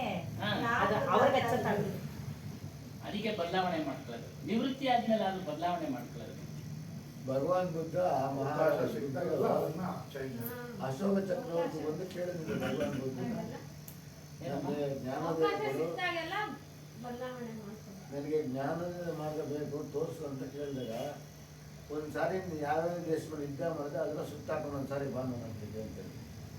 ಸರಿ, ಎಲ್ಲ ಇಡೀ ಪ್ರಪಂಚ ಒಂದೇ ಒಂದು ಗೆಲ್ಲಿಬೇಕಾಯ್ತು, ಒಂದು ರಾಜ್ಯ ಮಾತ್ರ ಸುತ್ತಾಕೊಂಬಂದಂತೆ. ಎಲ್ಲಿ ನೋಡಿದ್ರು ಕೈ ಇಲ್ಲ, ಕಾಲಿಲ್ಲ, ಕುಂಟ ಕುರುತು ಈ ಥರ ಎಲ್ಲ ಇತ್ತು. ದೃಶ್ಯ ನೋಡಿ ಅವ್ನ ಮನಸ್ಸು ಕರಗ್ಬಿಡ್ತಾನೆ. ಈ ಸುಖ ನೋಡೋದಕ್ಕೆ ನಾನು ಬದುಕಿರ್ಬೇಕು, ರಾಜ್ಯಭಾರ ಮಾಡಬೇಕು ಅಂದ್ಬಿಟ್ಟು ಹೇಳಿದಂತೆ ಬಂದು, ಸ್ವಾಮಿ ಪ್ರಪಂಚ ಎಲ್ಲ ದುಃಖದಲ್ಲಿ ಮುಗಿದೋಗ್ತೈತೆ, ನನಗೆ ಇವಾಗ ರಾಜ್ಯದ ಮೇಲೆ ಆಸೆ ಇಲ್ದಂಗೆ ಆಗೋಗ್ಬೇಕು ನಾನು ಯಾವಾಗ ಬುದ್ಧಂತವು ಆವಾಗ ನೀನು ಜ್ಞಾನೋದಯ ಪಡಿಬೇಕು ಅನ್ನಂಗಿದ್ರೆ ನಾನು ಹೇಳ್ದಂಗೆ ಮಾಡು. ರಾಜ್ಯ ಕೋಶ ಬಿಡು, ಬಿಟ್ಬಿಟ್ಟು ಈ ತಕ್ಷಣ ಕೇಶ ಮುಂಡನ್ನು ಮಾಡಿಸ್ಕೊ, ತಲೆ ಬೋಡಿಸ್ಕೊಂಬಿಡು, ಬಿಡೇ ಬಿಟ್ಟು ಯಾಕೋ ಭಿಕ್ಷದ ಪಾತ್ರ ಕೊಡ್ತೀನಿ, 3 ಮನೆ ಭಿಕ್ಷೆ ಹಾಕ್ಕೊಂಬ ಅಂತ ಹೇಳಿದ್ವಿ. ಗರ್ವ ಹೋಗ್ಬೇಕು ಮನಸ್ಸಿನಲ್ಲಿ, ನಾನು ರಾಜ ಅನ್ನೋದು ಹೋಗ್ಬೇಕಾದ್ರೆ ಹೋಗಿ 3 ಮನೆ ಭಿಕ್ಷೆ ಹಾಕ್ಕೊಂಬ ಅಂತ. ಭಿಕ್ಷೆ ಹಾಕ್ದಾಗ ಅವ್ನಿಗೆ ಜ್ಞಾನೋದಯ ಆಯ್ತಂತೆ. ಅನ್ನದ ಬೆಲೆ ಏನು ಅಂತ ನಮ್ಗೆ ರಾಜನಾಗಿದ್ದ ಗೊತ್ತಿರಲಿಲ್ಲ. ಅದಕ್ಕೋಸ್ಕರವಾಗಿ ನಮ್ಮ ಗರ್ವ ಎಲ್ಲ ಬಿಟ್ಟರೆ ನಮಗೆ ಜ್ಞಾನೋದಯ ಆಗೋದು. ನನಗೆ ಬೇಕಾದಷ್ಟು ಆಸ್ತಿ ಐತೆ, ಬ್ಯಾಂಕ್ ಬ್ಯಾಲೆನ್ಸ್ ಐತೆ, 3-4 ಮನೆ ಐತೆ, ಮಕ್ಕಳವ್ರೆ, ನನಗೆ ಬೇಕಾದಂಗೆ ಐತೆ ಅಂದರೆ ಅವ್ನ ಜ್ಞಾನ ಸಾಯೋರ್ಗೂ ಆಗಲ್ಲ. ಎಷ್ಟೇ ಕೋಟಿ ಆಸ್ತಿ ಇದ್ರೂ ಕೂಡ ಇದು ಕ್ಷಣಿಕ, ಹೋಗೋಣ ಅದೇನೇ ತಗೊಳೋಕ್ಕಾಗಲ್ಲ. ಒಬ್ಬ ಸೇಟು ಹೋಟ್ಲು ಬಾಡಿಗೆ ಮನೆಗಳು ಮಾಡಿ ರೂಮ್ ಬಾಡಿಗೆ ಕೊಡ್ತಾ ಇದ್ದ ನನಗೆ. ಅವಾಗ ಮಹಾತ್ಮರು ಒಂದು ರೂಮಿಗೆ ಬಂದು ಹಿಡ್ಕೊತಾರೆ 2-3 ದಿವಸ. ಸರಿ ನಾನು ಓದ್ತೀನಪ್ಪ, ನನ್ನ ಕೆಲಸ ಆಯಿತು ಅಂತ ಅಂದಾಗ ಬಾಡಿಗೆ ಕೊಡಿ ಸ್ವಾಮಿ ಅಂತ ಕೇಳ್ತಾರೆ ಸೇಟು ಮಾಲೀಕ. ನಾನು ಸನ್ಯಾಸಿನಂತ ಏನಿಲ್ಲ, ನೋಡು ಬಟ್ಟೆ ಹರಿದೋದ್ರೆ ಹೊಲ್ಕೊಳಕ್ಕೆ ಒಂದು ಸೂಜಿ ಐತೆ, ಈ ಸೂಜಿ ಬೇಕಾದ್ರೆ ಕೊಡ್ತೀನಪ್ಪ. ಈ ಬಾಡಿಗೆ ಕೊಡೋದ್ರೆ ಸೂಜಿ ಕೊಡ್ತೀನಿ ಅಂತ ಇದೆಯಾ, ನೀನು ಸೂಜಿ ಯಾರಿಗೆ ಬೇಕು? ಇಲ್ಲ, ಓಲಿ ಒಂದು ಕೆಲಸ ಮಾಡು, ನಾನು ವೈಕುಂಠಕ್ಕೆ ಬರ್ತಾ ಇದ್ದೀನಿ, ನಿನಗೊಂದು ಸೀಟಲ್ಲಿ ರಿಸರ್ವೇಷನ್ ಮಾಡ್ತೀನಿ ಅಂತ ಹೇಳಿದ್ ನನಗೆ. ಅವನು ಪೆದ್ದ, ದುಡ್ಡೈತೆ ಪೆದ್ದ. ಸರಿ 1 ನಿಮಿಷ ಇರಿ, ನಾನು ಮನೆಗೆ ಹೋಗಿ ಕೇಳ್ಕೊಂಡು ತಿರ್ಬಿಟ್ಟು ಮನೆಗೆ ಬಂದಂತೆ. ಹೇಳ್ತಿದ್ದ ಕೇಳಿದಂತೆ, ಹಿಂಗೆ ಯಾರೋ ಸನ್ಯಾಸಿ ಬಂದಿದ್ರು, ನಾನು ಹೋಟ್ಲಲ್ಲಿ ಇಟ್ಕೊಂಡಿದ್ದಾರೆ, ನಾನು ಬಾಡಿಗೆ ಹೇಳಿದಕ್ಕೆ ನಾನು ಅಂತ ಇಲ್ಲ ಸೂಜಿ ಐತೆ ಅಂತ ಅಂದರು.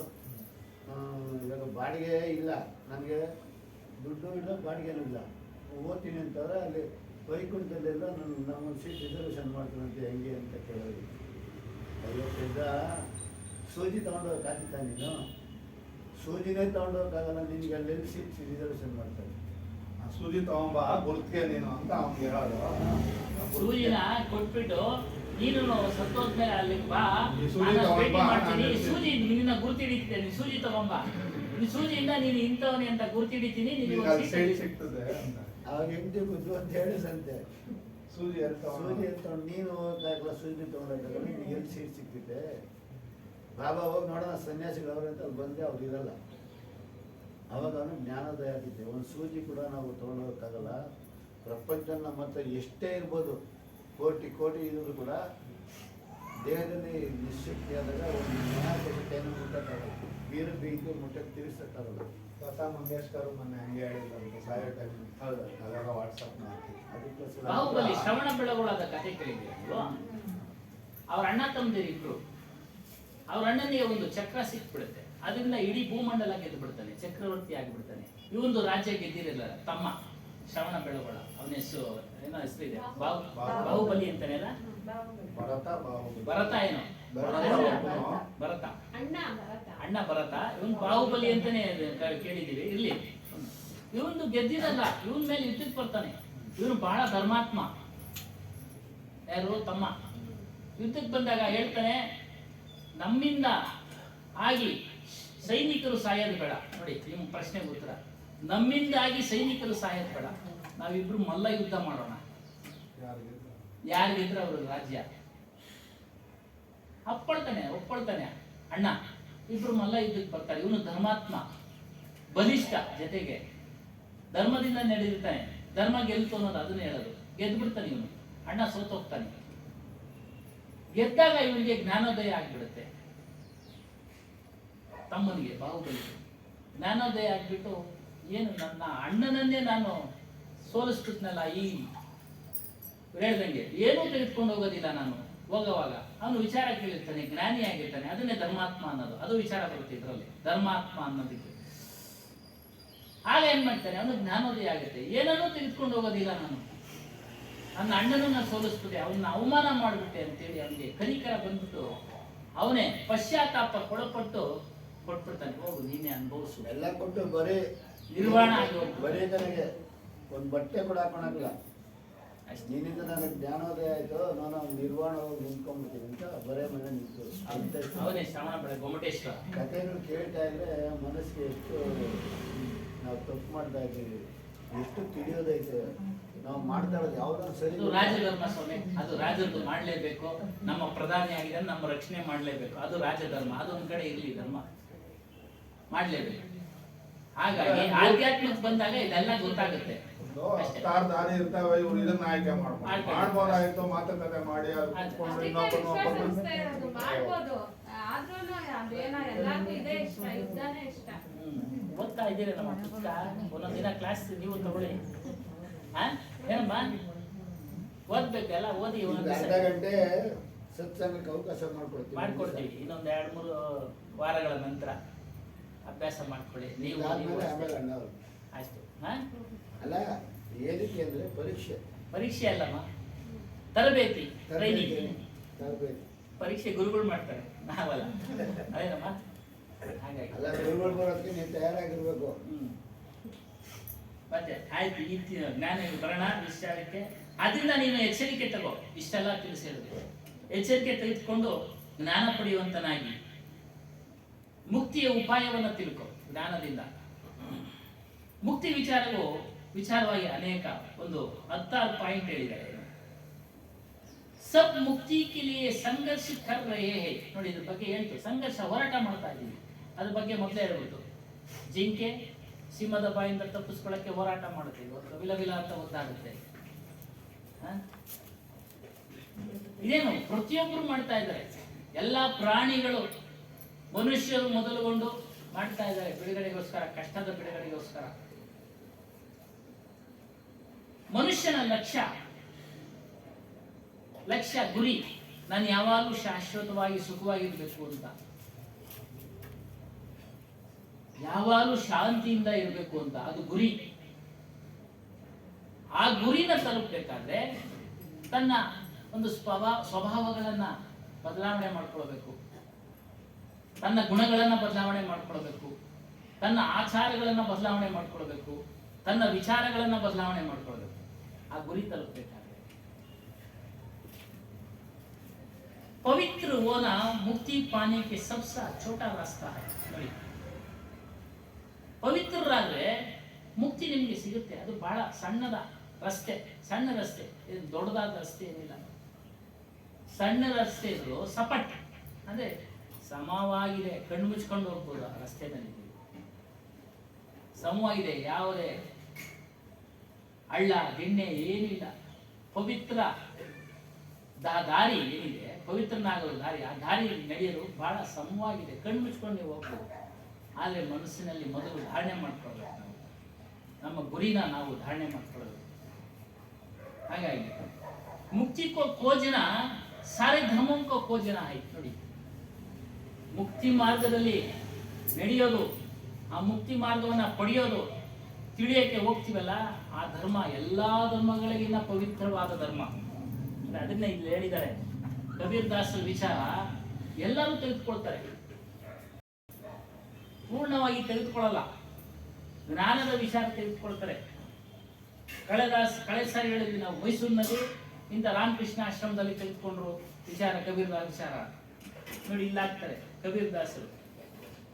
ಕಬೀರ್ ದಾಸ್ ಅವರು ಜೀವದ ಅವಧಿ ಇರ್ತಾರೆ 1398 ಅಥವಾ 1440 ಈ ಸಾಲಿನಲ್ಲಿ ಹುಟ್ಟಿರ್ಬೋದು ಅಂತ. ಹೀಗೆ 15ನೇ ಶತಮಾನ ಸಂತ ಕವಿ. ಇವ್ರ ಬರಹಗಳು ಗುರುಗ್ರಂಥದಲ್ಲಿ ಸೇರಿದೆ. ನೋಡಿ, ಕಬೀರರು ಎಲ್ಲರ ಆಚರಣೆಗಳನ್ನ ದೂರ ಇಟ್ಟು, ಧರ್ಮದ ಆಚರಣೆಗಳನ್ನ, ಹಿಂದೂ ಧರ್ಮವನ್ನ ಮುಸಲ್ಮಾನ ಧರ್ಮವನ್ನ ಸಮಾನಾಂತರವಾಗಿ ದೂರ ಬಿಟ್ಟರು. ಯಾಕೆ? ಹಿಂದೂಗಳಲ್ಲೂ ಸಹ ದೇವರ ಹೆಸರಿನಲ್ಲಿ ಪ್ರಾಣಿಗಳ ಹತ್ಯೆ ಆಗ್ತಾ ಇದೆ, ಹಿಂಸೆ ಆಗ್ತಾ ಇದೆ ಅಲ್ವಾ?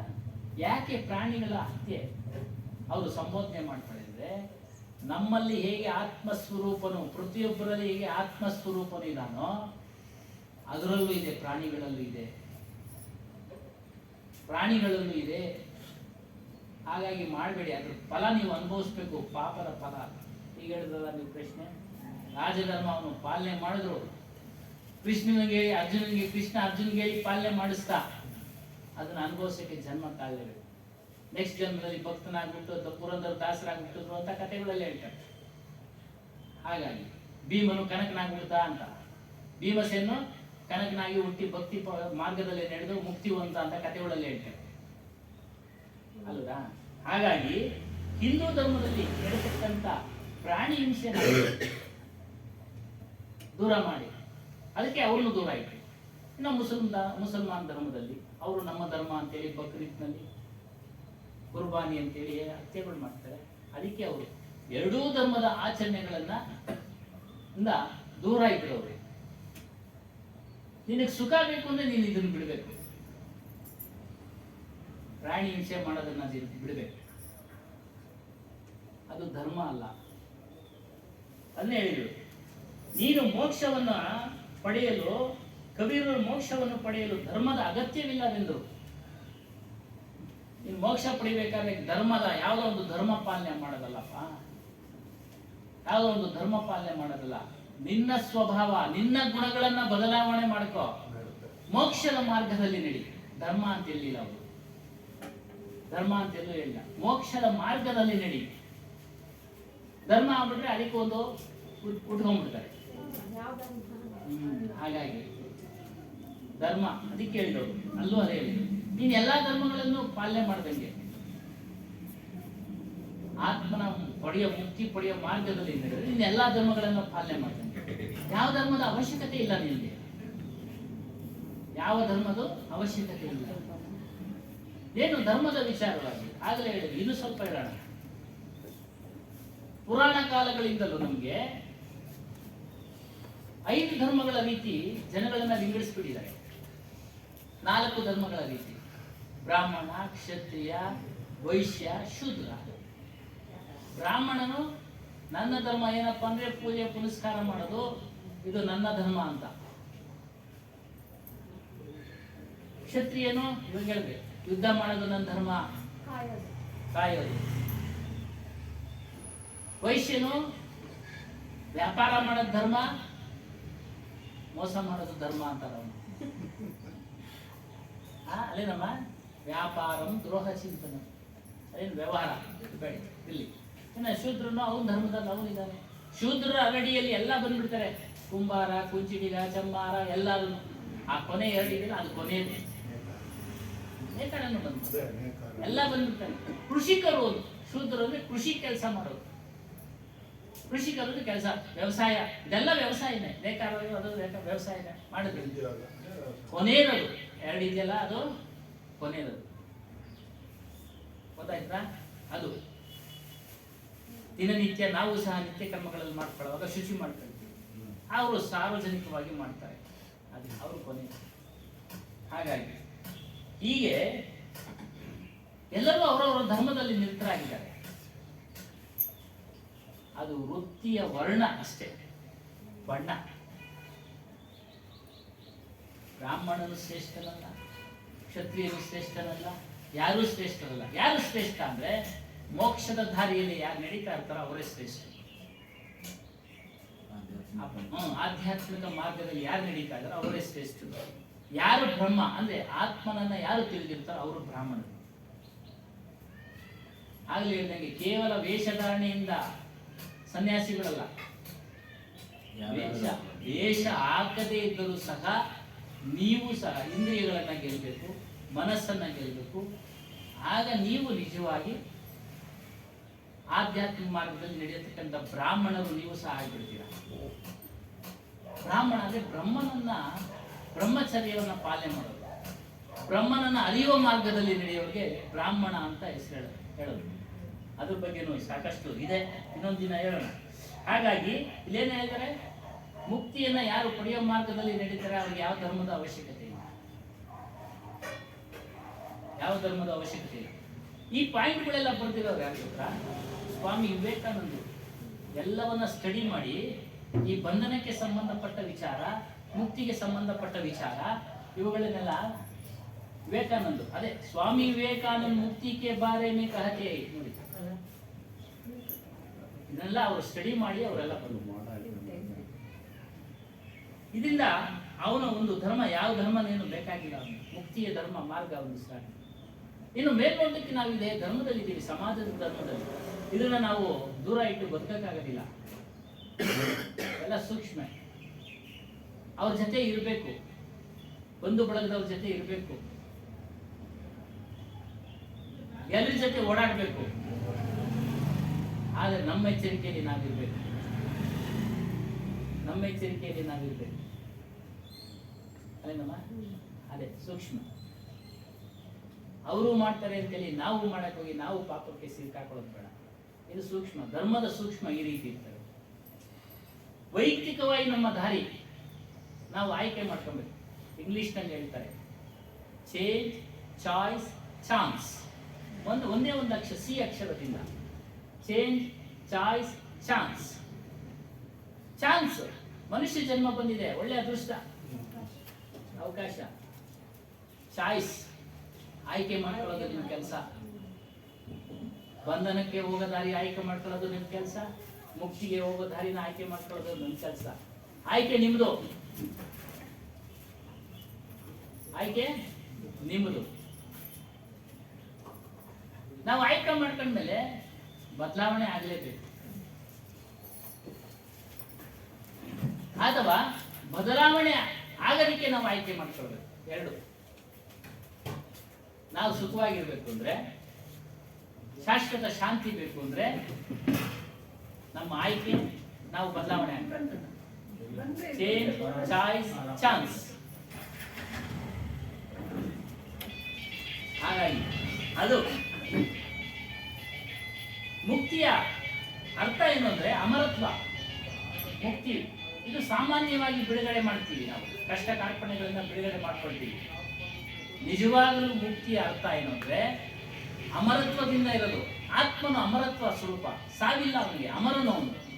ಆಗಲೇ ನಿಮಗೆ 3 ಕಾಲಗಳಲ್ಲಿ, ಭೂತ ಕಾಲದಲ್ಲಿ ಇದ್ದ, ಈಗಿದ್ದಾನೆ ಅನ್ನೋದಕ್ಕೆ ಹೇಳ್ತಾ ಇದ್ದೀವಿ.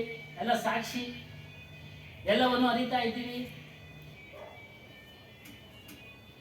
ಮುಂದಕ್ಕೆ ಇರಬೇಕು ಅಂತಾನೆ, ಚೆನ್ನಾಗಿರ್ಬೇಕು ಅಂತಾನೆ ಇಷ್ಟಪಟ್ಟು, ನಾನು ಮುಂದೊಂದು ಜನ್ಮದಲ್ಲಾದರೂ ಚೆನ್ನಾಗಿರ್ಬೇಕಪ್ಪ, ಈಗ ಬಡವಳಾಗಿ ಹುಟ್ಬಿಟ್ಟಿದ್ದೀನಿ, ಬಡವನಾಗಿ ಹುಟ್ಬಿಟ್ಟಿದ್ದೀನಿ, ಮುಂದಿನ ಜನ್ಮದಲ್ಲಿ ಶ್ರೀಮಂತನಾಗಿ ಹುಟ್ಟಬೇಕು, ವಿದ್ಯಾವಂತನಾಗಿ ಹುಟ್ಟಬೇಕು, ರಾಜನಾಗಿ ಹುಟ್ಟಬೇಕು, ಪ್ರಧಾನಮಂತ್ರಿ ಆಗ್ಬೇಕು ನಾನು, ಆ ಒಂದು ಕೋರಿಕೆ ಇಟ್ಕೊಂಡು ಕಾರ್ಯಗಳನ್ನು ನಡೆಸ್ತಾ ಇರ್ತಾನಲ್ಲ, ಆ ಕೋರಿಕೆಯ ವಾಸನೆ ಬೀಜ ಆಗ್ಬಿಡುತ್ತೆ. ವಾಸನೆ ಬೀಜ ಆಗಿ ಅವನ ಜನ್ಮಕ್ಕೆ ಕಾರಣ ಆಗ್ಬಿಡುತ್ತೆ. ಹಾಗಾಗಿ ಆ ಮುಕ್ತಿಯನ್ನು ಇದೆಯಲ್ಲ, ಅದು ಅಮರತ್ವ, ಸಾವಿಲ್ಲ ಆತ್ಮನಿಗೆ. ಆ ಸ್ಥಿತಿನ ನೀವು ಹೊಂದಬೇಕು. ಆತ್ಮನಲ್ಲಿ ಐಕ್ಯ ಆಗಬೇಕು.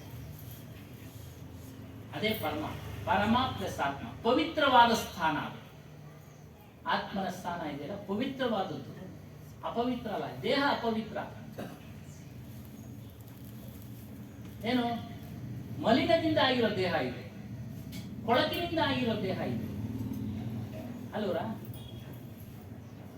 ಹಾಗಾಗಿ ಆ ಅಮರತ್ವನ ನಾವು ಪಡಿಬೇಕು. ಮುಕ್ತಿ ಅಂದ್ರೆ ಅದೇ ನಿಮ್ಮ ಗುರಿ. ಆಗಲೇ ಹೇಳ್ದಂಗೆ ನಮ್ಮ ಗುರಿ ಏನಿರ್ಬೇಕು, ಮುಕ್ತಿಯನ್ನು ಹೊಂದಬೇಕು ಅಂತ. ನಮ್ಗೆ ಅವಕಾಶ ಸಿಕ್ಕಿದೆ, ಮನುಷ್ಯ ಜನ್ಮ. ಈ ಜನ್ಮದಲ್ಲಿ ಮಾತ್ರ ಸಾಧ್ಯ ನಾವು ಎಲ್ಲವನ್ನ ಅರಿಯಕ್ಕೆ. ಬೇರೆ ಜನ್ಮದಲ್ಲಿ ಅರಿಯಕ್ಕಾಗೋದಿಲ್ಲ. ಪ್ರಾಣಿಗಳ ಜನ್ಮದಲ್ಲಿ ಅರಿಯಕ್ಕಾಗತ್ತಾ? ಆಗೋದಿಲ್ಲ. ಪ್ರಶ್ನೆ ಮಾಡ್ತೀರಾ, ಉತ್ತರ ಸಿಗುತ್ತೆ. ಅದೇ ಒಂದು ಪ್ರಾಣಿನ ಕುಂಡಿಸ್ಕೊಂಡು ಅದಕ್ಕೆ ವಿಚಾರ ಹೇಳಿದ್ರೆ ಕೇಳುತ್ತಾ? ಕೇಳೋದಿಲ್ಲ. ಒಂದು ನಾಯಿ ಅಷ್ಟು ಬುದ್ಧಿ ಇರುತ್ತೆ, ಹೇಳಿದ ಕೆಲಸ ಎಲ್ಲ ಮಾಡುತ್ತೆ. ಕುಳಿಸಿ ವಿಚಾರ ಕೇಳ್ಬಿಟ್ಟು ಪ್ರಶ್ನೆ ಕೇಳಿದ್ರೆ ಉತ್ತರ ಹೇಳುತ್ತಾ? ಇಲ್ಲ ಅದೇನ ಪ್ರಶ್ನೆ ಕೇಳುತ್ತಾ? ಸಾಕು ಪ್ರಾಣಿ, ಬೆಕ್ಕು ಆಗೋದಿಲ್ಲ. ಅದಕ್ಕೆ ಮನುಷ್ಯ ಜನ್ಮ ವಿಶೇಷ, ಸ್ಪೆಷಲ್. ಇದು ಚಾನ್ಸ್, ಅದೃಷ್ಟ. ಹಾಗಾಗಿ ಈ ಒಂದು ಜನ್ಮದಲ್ಲಿ ನೀವು ಮುಕ್ತಿಯನ್ನು ಪಡೆಯ ಮಾರ್ಗದಲ್ಲಿ ನಡೆಯಿರಿ. सृष्टि का लक्ष्य मुक्ति है ನೋಡಿ. ಸೃಷ್ಟಿಯ ಗುರಿ ಮುಕ್ತಿಯಾಗಿ, ಮುಕ್ತಿ ಏನಿಲ್ಲ ರಹಸ್ಯ ಇವೆಗಳೆಲ್ಲ. ಸೃಷ್ಟಿ ಅಂದ್ರೆ ಎಲ್ಲ ಓವರ್ ಆಲ್ ಸೃಷ್ಟಿ ಅಲ್ಲ ಸ್ವಾಮಿ, ನಮ್ಮ ಮನುಷ್ಯನ ಸೃಷ್ಟಿ. ಆಗಲೇ ಹೇಳಿದ್ವಿ, ಏನು ಮನುಷ್ಯನ ಸೃಷ್ಟಿ ಎಲ್ಲಿಂದ ಆಗುತ್ತೆ? ಬರೋ ಸ್ಥಳ ಚಿಕ್ಕದು, ಅವನ ಪೂರ್ವ ಜನ್ಮದ ಸಂಸ್ಕಾರದ ಫಲಕ್ಕೆ ಅನುಗುಣವಾಗಿ ರಾಮನನ್ನು, ಕೃಷ್ಣನನ್ನು, ಶಿವನನ್ನು ಕುರಿತು ಪ್ರತಿಜ್ಞೆ ಮಾಡ್ತಾನಂತೆ. ಏ ಈಶ್ವರ, ಏ ರಾಮ, ಏ ಕೃಷ್ಣ. ಬರೋದಿಕ್ಕೆ ಆಗ್ತಾ ಇಲ್ಲ, ಬಹಳ ಕಷ್ಟಪಡ್ತಾನೆ. ಸ್ಥಳಾವಕಾಶ ಚಿಕ್ಕದು. ಈ ಕಷ್ಟದಿಂದ ನನ್ನನ್ನು ಬಿಡುಗಡೆ ಮಾಡು. ಪ್ರತಿಯೊಬ್ಬನು ಮನುಷ್ಯನು ಆ ರೀತಿ ಪ್ರತಿಜ್ಞೆ ಮಾಡ್ತಾನಂತೆ. ಈ ಕಷ್ಟದಿಂದ ನನ್ನನ್ನು ಬಿಡುಗಡೆ ಮಾಡು, ಮತ್ತೆ ನಾನು ಇಂಥ ಒಂದು ಕಷ್ಟಕ್ಕೆ ಸಿಲುಕಿಕೊಳ್ಳದ ಹಾಗೆ ನಾನು ಮಾಡಿಕೊಳ್ಳುತ್ತೇನೆ. ಮತ್ತೆ ಇಂತಹ ಕಷ್ಟಕ್ಕೆ ಸಿಲುಕಿಕೊಳ್ಳದ ಹಾಗೆ ನಾನು ಮಾಡಿಕೊಳ್ಳುತ್ತೇನೆ. ಅದೇನು, ನನ್ನನ್ನು ನಾನು ತಿಳಿದು ಮುಕ್ತಿಯನ್ನು ಹೊಂದುತ್ತೀನಿ ಅಂತ ಪ್ರತಿಜ್ಞೆ ಮಾಡ್ತಾನೆ. ಬರ್ತಾನೆ, ನೀವು ಹೇಳ್ದಂಗೆ ಮಾಯೆಯಲ್ಲಿ ಸಿಕ್ಕಾಕೊಂಡು. ಎಲ್ಲರೂ ಪ್ರತಿಜ್ಞೆ ಮಾಡಿನೇ ಬಂದಿರೋದು, ಯಾರು ನಡ್ಕೊಂತ ಇಲ್ಲ. ಡೈಲಿ ಆಪರೇಷನ್ ಮಾಡ್ಬಿಡ್ತಾರಲ್ಲ ಬೇಗ.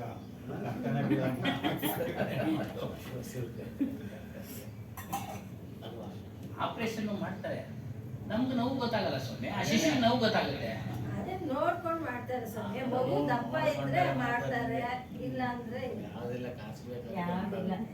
ಯಾರೋ ತಗೊಳಪ್ರಿ. ಅದೊಂದು ದಂಧೆ ಆಗಿದೆ. ಅದು ಮಗು ಕಷ್ಟ ಅಲ್ವಾ? ಗೊತ್ತಾಗಲ್ಲ ಇವ್ರಿಗೆ. ಅದು 9 ತಿಂಗಳು ಅನುಭವಿಸೇ ಇರ್ತೀವಿ. ಅದು ಬರುತ್ತೆ ಸ್ವಾಮಿ, ಇನ್ನೂ ಇದೆ, ಅದು ಇದೆ, ಅದು ನೀವು ಬರ್ತೀವಿ, ಅದು ಬರ್ತೀವಿ. ಅದಕ್ಕೂ ಇದೆ ಪಾಯಿಂಟ್ಗಳು, ಬಹಳ ಚೆನ್ನಾಗಿದೆ. ಆದ್ರೂ ಅದ್ರ ಕಷ್ಟ ನಮ್ಗೇನು ಗೊತ್ತಾಗುತ್ತಾ? ಅದಕ್ಕೆ ಕಬೀರ್ ಸಾಹೇಬ್ ಹೇಳ್ತಾರೆ, ಮನುಷ್ಯ ಹುಟ್ಟಿದಾಗ ಅದು ಅಳುತ್ತಂತೆ, ಅದು ನೋಡಿದವರೆಲ್ಲ ನಗ್ತಾ ಇರ್ತೀವಿ. ಓ, ನಮ್ಗೆ ಗಂಡು ಮಗ ಆಗೋಯ್ತು, ನಮ್ಗೆ ಮಗು ಆಗೋಯ್ತು, ನಮ್ಗೆ ಹೆಣ್ಮಗ ಆಗೋಯ್ತು, ಖುಷಿ. ಅದು ಅಳುತ್ತಂತೆ, ನಾನು ಯಾಕಾದ್ರೂ ಬಂದು ಪ್ರಪಂಚಕ್ಕೆ ಅಂತ. ಇವ್ರು ನಗ್ತಾ ಇರ್ತಾರೆ. ಹಂಗೆ ಹಾಗಾಗಿ ಸತ್ತಾಗ ನಾವು ನಗ್ತಾ ಸಾಯ್ಬೇಕು, ಜಗತ್ತೆಲ್ಲ ಅಳ್ಬೇಕು. ಕರಿಬೇಕು ಅಂತ ಅದಿರೋದು. ಇರೋದು ಇಲ್ಲಿ ನೋಡಿ, ಈ ರೀತಿ ಗರ್ಭದಲ್ಲಿ ಶಿಶು ಅದು ಬರಬೇಕಾದ್ರೆ ಈ ರೀತಿ ಪ್ರತಿಜ್ಞೆ ಮಾಡುತ್ತಂತೆ. ಹಾಗಾಗಿ ಅದನ್ನ ಹೇಳ್ತಾರೆ, ಸೃಷ್ಟಿ का लक्ष्य मुक्ति, प्रकृति अपनी अनंत शक्ति से साथ अचेतन है. ನೋಡಿ, ಎಲ್ಲವೂ ಅಚೇತನನೇ, ಅವಕ್ಕೆ ಶಕ್ತಿ ಉಳಿಲ್ಲ, ತನ್ನನ್ನು ತಾನು ಅರಿಯೋ ಶಕ್ತಿ ಇಲ್ಲ. ಅಗ್ನಿಗೆ ತನ್ನನ್ನು ತಾನು ಅರಿಯೋ ಶಕ್ತಿ ಇಲ್ಲ. ಏನು ಉದಾಹರಣೆ?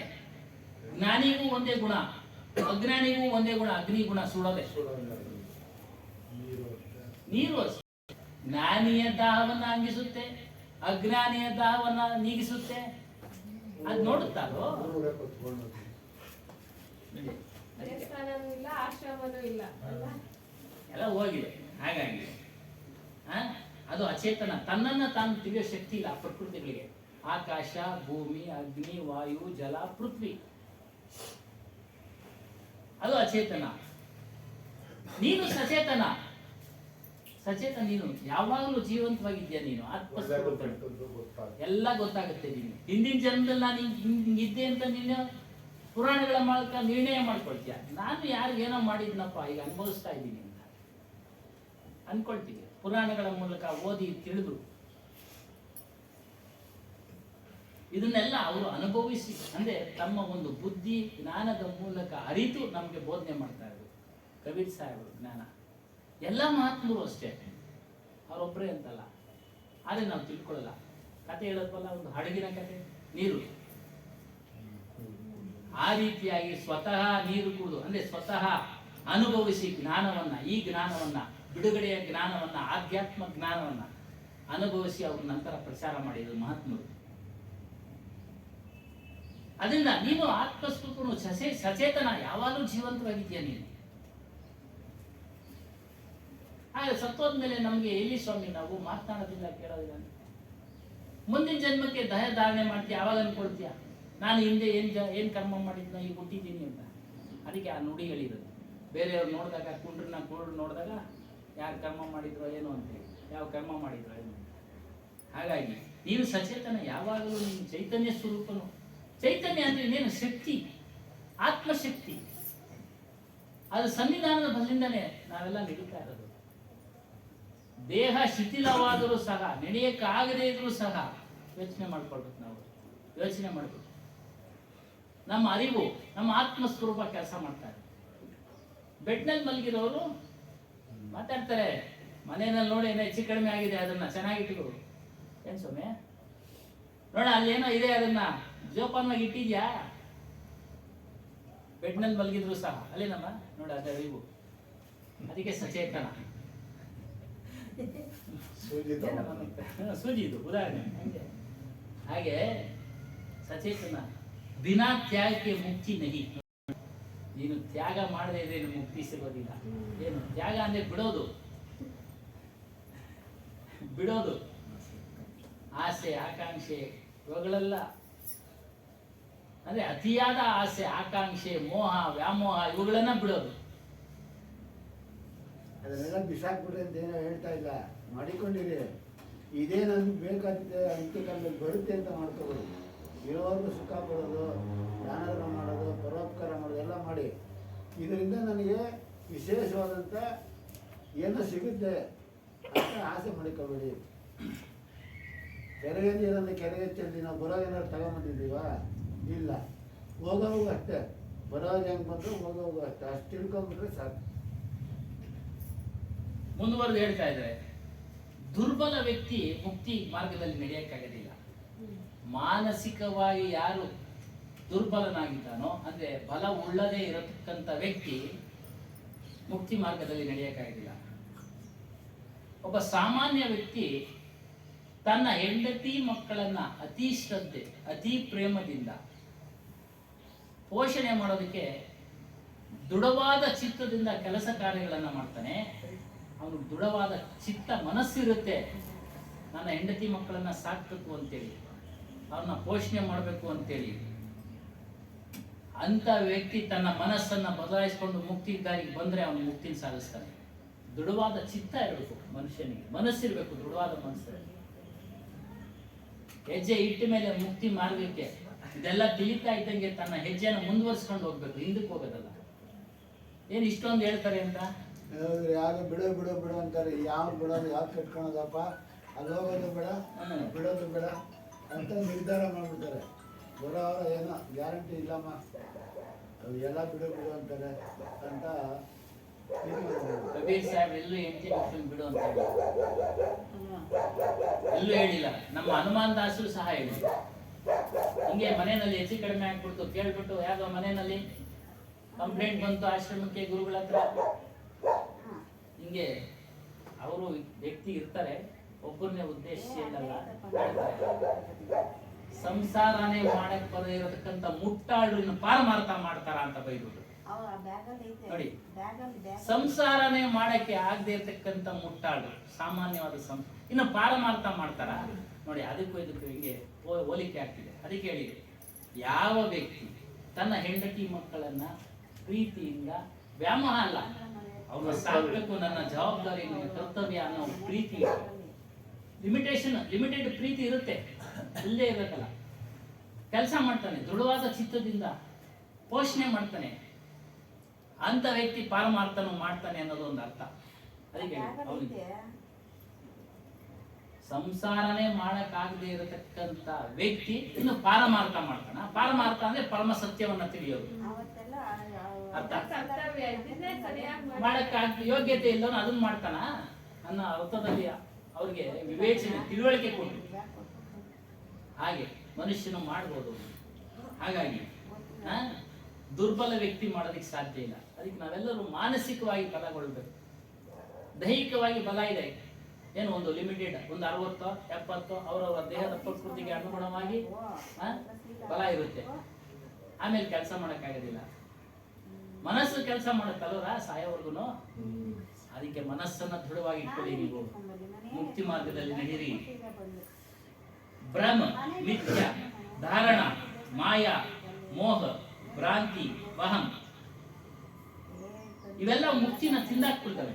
ಏನು ಭ್ರಮೆ ಇರೋದೊಂದು, ತಿಳಿಯೋದೊಂದು. ಮಿಥ್ಯ, ಸುಳ್ಳು, ಜಗತ್ತು ಸುಳ್ಳು ಅಂತ ಹೇಳ್ತೀವಿ.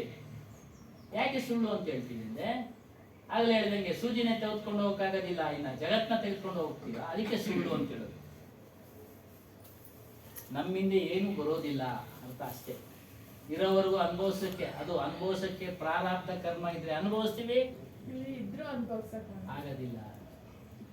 ಹಾಗೆ ಅದಕ್ಕೆ ಸುಳ್ಳು ಅಂತ ಹೇಳೋದು. ಅವೆಲ್ಲ ರಹಸ್ಯ ಪದಗಳನ್ನ ಧಾರಣೆ. ಮಿಥ್ಯಾಧಾರಣ, ಇದು ನನ್ನದು, ಇದು ನಾನು ಸಂಪಾದನೆ ಮಾಡಿದ್ದು, ಇದು ನನ್ನ ಹಿಂದೆ ಬರುತ್ತೆ. ಇವೆಲ್ಲ ಮಿಥ್ಯ, ಸುಳ್ಳಿನ ಧಾರಣೆನ ನಾವು ಧಾರಣೆ ಮಾಡ್ಕೊಂಡಿದ್ದೀವಿ. ಮಾಯಾ ವಸ್ತುಗಳಲ್ಲಿ ಮೋಹ ಇಟ್ಬಿಟ್ಟಿದ್ದೀವಿ. ಮಾಯಾ ಮೋಹ ಎಲ್ಲ ಮಾಯ, ಎಲ್ಲ ಬಿಟ್ಟು ಹೋಗುವಂಥದ್ದು. ಒಂದಲ್ಲ ಒಂದು ದಿನ ಹೇಳ್ದೆ ಕೇಳದೆ ಹೋಗ್ಬಿಡ್ತಾರೆ. ಬಸ್ನಲ್ಲಿ ಹೋಗ್ತಾ ಇದ್ದಂಗೆ ಪುಸ್ ಅಂದ್ಬಿಡ್ತಾರೆ. ಮನೆಗೆ ಬರ್ತೀನಿ ಅಂತ ಹೇಳಿರ್ತಾರೆ, ಸಾಯಂಕಾಲ ರೆಡಿ ಮಾಡು. ಬಸ್ನಲ್ಲಿ ಪುಸ್ಸು ಅಲ್ಲ ಸುಮ್ಮನೆ ರಾಜಣ್ಣ, ಆಟೋದಲ್ಲಿ ಪುಸ್ಸು. ಇವತ್ತು ಹಂಗೆ ಆಯ್ತಲ್ಲ, ಆ? ಹಾರ್ಟ್ ಅಟ್ಯಾಕ್ ಬ್ರೆಸ್ಟ್ ಆಗಿ ಹ್ಮ್. ಮಂತ್ರಾಲಯದ ಹೋಗ್ಬಿಟ್ಟು. ಹಾಗೆ ಅದಕ್ಕೆ ಮಾಯಾ ವಸ್ತುಗಳಲ್ಲಿ ಮೋಹ, ಭ್ರಾಂತಿ. ಮಕ್ಕಳ ಮೇಲೆ ನಮ್ಮನ್ನು ಸಾಕ್ತಾರೆ ಇವರು ಅಂತ ಭ್ರಾಂತಿ ಇಟ್ಬಿಟ್ಟಿರ್ತಾರೆ.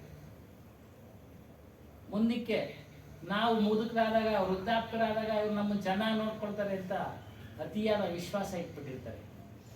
ಆ ವಿಶ್ವಾಸದಂತೆ ನಡ್ಕೊಂಡಿದ್ದಿದ್ರೆ ಇವತ್ತು ಯಾವುದೋ ವೃದ್ಧಾಶ್ರಮನೆ ಇರ್ತಾ ಇರಲಿಲ್ಲ. ಅಲ್ಲೇನಮ್ಮ? ಬುದ್ಧರಾಗ ತನಕ ಯಾರು ಇರೋದಿಲ್ಲ, ಇರ್ತಾನೆ ಇಲ್ಲವಲ್ಲ ಆಯ್ತು. ಅದು ನಾವು ಇನ್ನೂ ಚೆನ್ನಾಗಿ ಹೇಳ್ತಾ.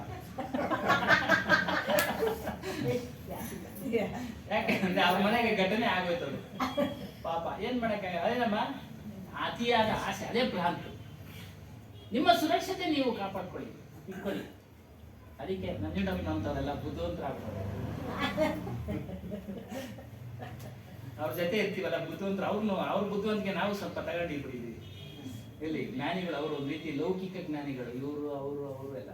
ಯಾಕಂದ್ರೆ ಅವ್ರ ಜೊತೆ ಒಡನಾಟ ಇಟ್ಕೊಂಡಿದ್ದೀವಿ. ಹಾಗಾಗಿ ಏನಾದ್ರು ಒಳ್ಳೇದು ಎಲ್ಲಿಂದ ಎಲ್ಲಿಂದ ಬಂದ್ರೆ ಅರ್ಥ ಅಂತ. ಏನಾದ್ರು ಅರ್ಥ ಅಂದ್ರೆ, ನಮ್ಮ ದುಡಿಮೆಯ ಸಮಯದಲ್ಲಿ ಸ್ವಲ್ಪ ವೃದ್ಧಾಪ್ಯಕ್ಕೆ ಅಂತೇಳಿ ಫಂಡ್ ನಿಧಿ ಇಟ್ಬಿಡೋದು, ಶೇಖರಣೆ ಮಾಡಿ, ಸ್ವಲ್ಪನೇ ಸೇವಿಂಗ್ಸ್ ಮಾಡಿ ನಮ್ಮ ವೃದ್ಧಾಪ್ಯಕ್ಕೆ ಅಂತ ಇಟ್ಕೊಂಡ್ಬಿಟ್ರೆ ಜೀವನ ಕಳೀತಾ ಇರುತ್ತೆ. ಹಾಗಾಗಿ ಈ ಭ್ರಾಂತಿ. ವಹಂ ಅಂದ್ರೆ ಕಲ್ಪನೆಗಳು. ನಾನು ಆಗಾಗ್ಬೇಕು, ನಾನು ಹೀಗಾಗ್ಬೇಕು. ಹಾಗಾಗಿ ಇದೆಲ್ಲ ಕಲ್ಪನೆಗಳು ಇರ್ತವೆ. ಇವೆಲ್ಲ ನಮ್ಮನ್ನ ಮುಕ್ತಿಯ ಮಾರ್ಗವನ್ನ ತಿಂದಾಕ್ಬಿಡ್ತವೆ. ನಮ್ಮನ್ನ ಆ ಮಾರ್ಗಕ್ಕೆ ಬಿಡೋದಿಲ್ಲ ಇವೆಲ್ಲ ಏನಾದ್ರು ಇದ್ರೆ. ನೋಡಿ, मुक्ति का मतलब ऐसी स्वतंत्रता है जिस पर बाहर की कोई भी चीज क्रिया नहीं कर सकता. ಮುಕ್ತಿಯ ಅರ್ಥ ಮತಲಬ್ ಅಂದ್ರೆ ಅರ್ಥ ಸ್ವತಂತ್ರತೆ. ಮುಕ್ತಿ ಅಂದ್ರೆ ಆಗ್ಲೇ ಹೇಳಿದ್ವಿ, ನಾವ್ಯಾರು ಸ್ವತಂತ್ರರಲ್ಲ. ಮತ್ತು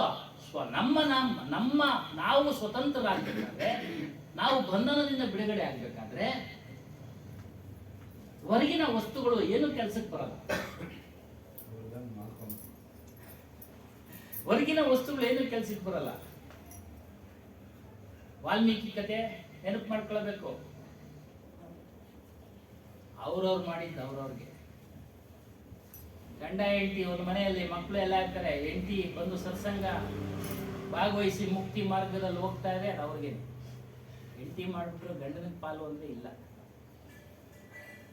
ಗಂಡ ಮಾಡಿಬಿಟ್ಟು ಹೆಂಡತಿಗೂ ಪಾಲೈತೆ ಅಂದ್ರೆ ಇಲ್ಲ. ಲೌಕಿಕ ಧರ್ಮಗಳಲ್ಲಿ ಇದ್ರೂ ಇರ್ಬೋದು, ಅವೆಲ್ಲ ಹೇಳೋದಿಕ್ಕೂ ಆಗೋದಿಲ್ಲ. ವಾಲ್ಮೀಕಿ ಕತೆ ಗೊತ್ತಲ್ಲ, ಕೇಳಿದ್ರೆ ನಾರದ ಸಿಕ್ಬಿಡ್ತಾನೆ, ಪಾಪ ಮಾಡ್ತಾ ಇದ್ದೆ, ಇದಕ್ಕೆ ಪಾಲು ಕೇಳ್ಕೊಂಬಾಗು, ಅವರು ತಗೊಳ್ತಾರ ಅಂತ ಹೆಂಡತಿ ಕೇಳ್ತಾನೆ.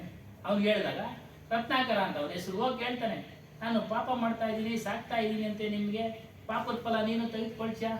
ನಮ್ಗೆ ಯಾಕ್ರಿ ಆಯ್ತು ಉಸಾಬ್ರಿ, ನೀವು ನನ್ನ ಕಟ್ಕೊಂಡಿದ್ದೀರ, ಸಾಕ್ತಾ ಇದ್ದೀರಾ, ಅದ್ರ ಫಲ ನಿಮ್ದೇನೆ, ಮುಗಿದೋಯ್ತು. ಹಾಗೆ ಪಾಪನ ತಗೊಳಕ್ಕಾಗಲ್ಲ, ನೋವು ತಗೊಳಕ್ಕಾಗಲ್ಲ.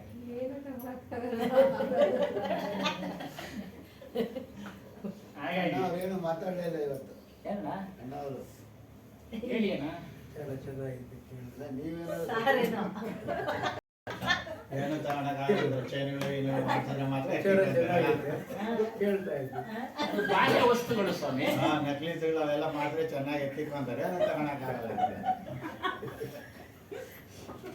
ಇಲ್ಲಿ ಪಾಪ ಆಮೇಲೆ ಸೀದಾ ಹೊರಟೋದಾಗ ಎತ್ಕೊಂಡು ತಗೊಂಡು ಹೋಗ್ತಾರೆ.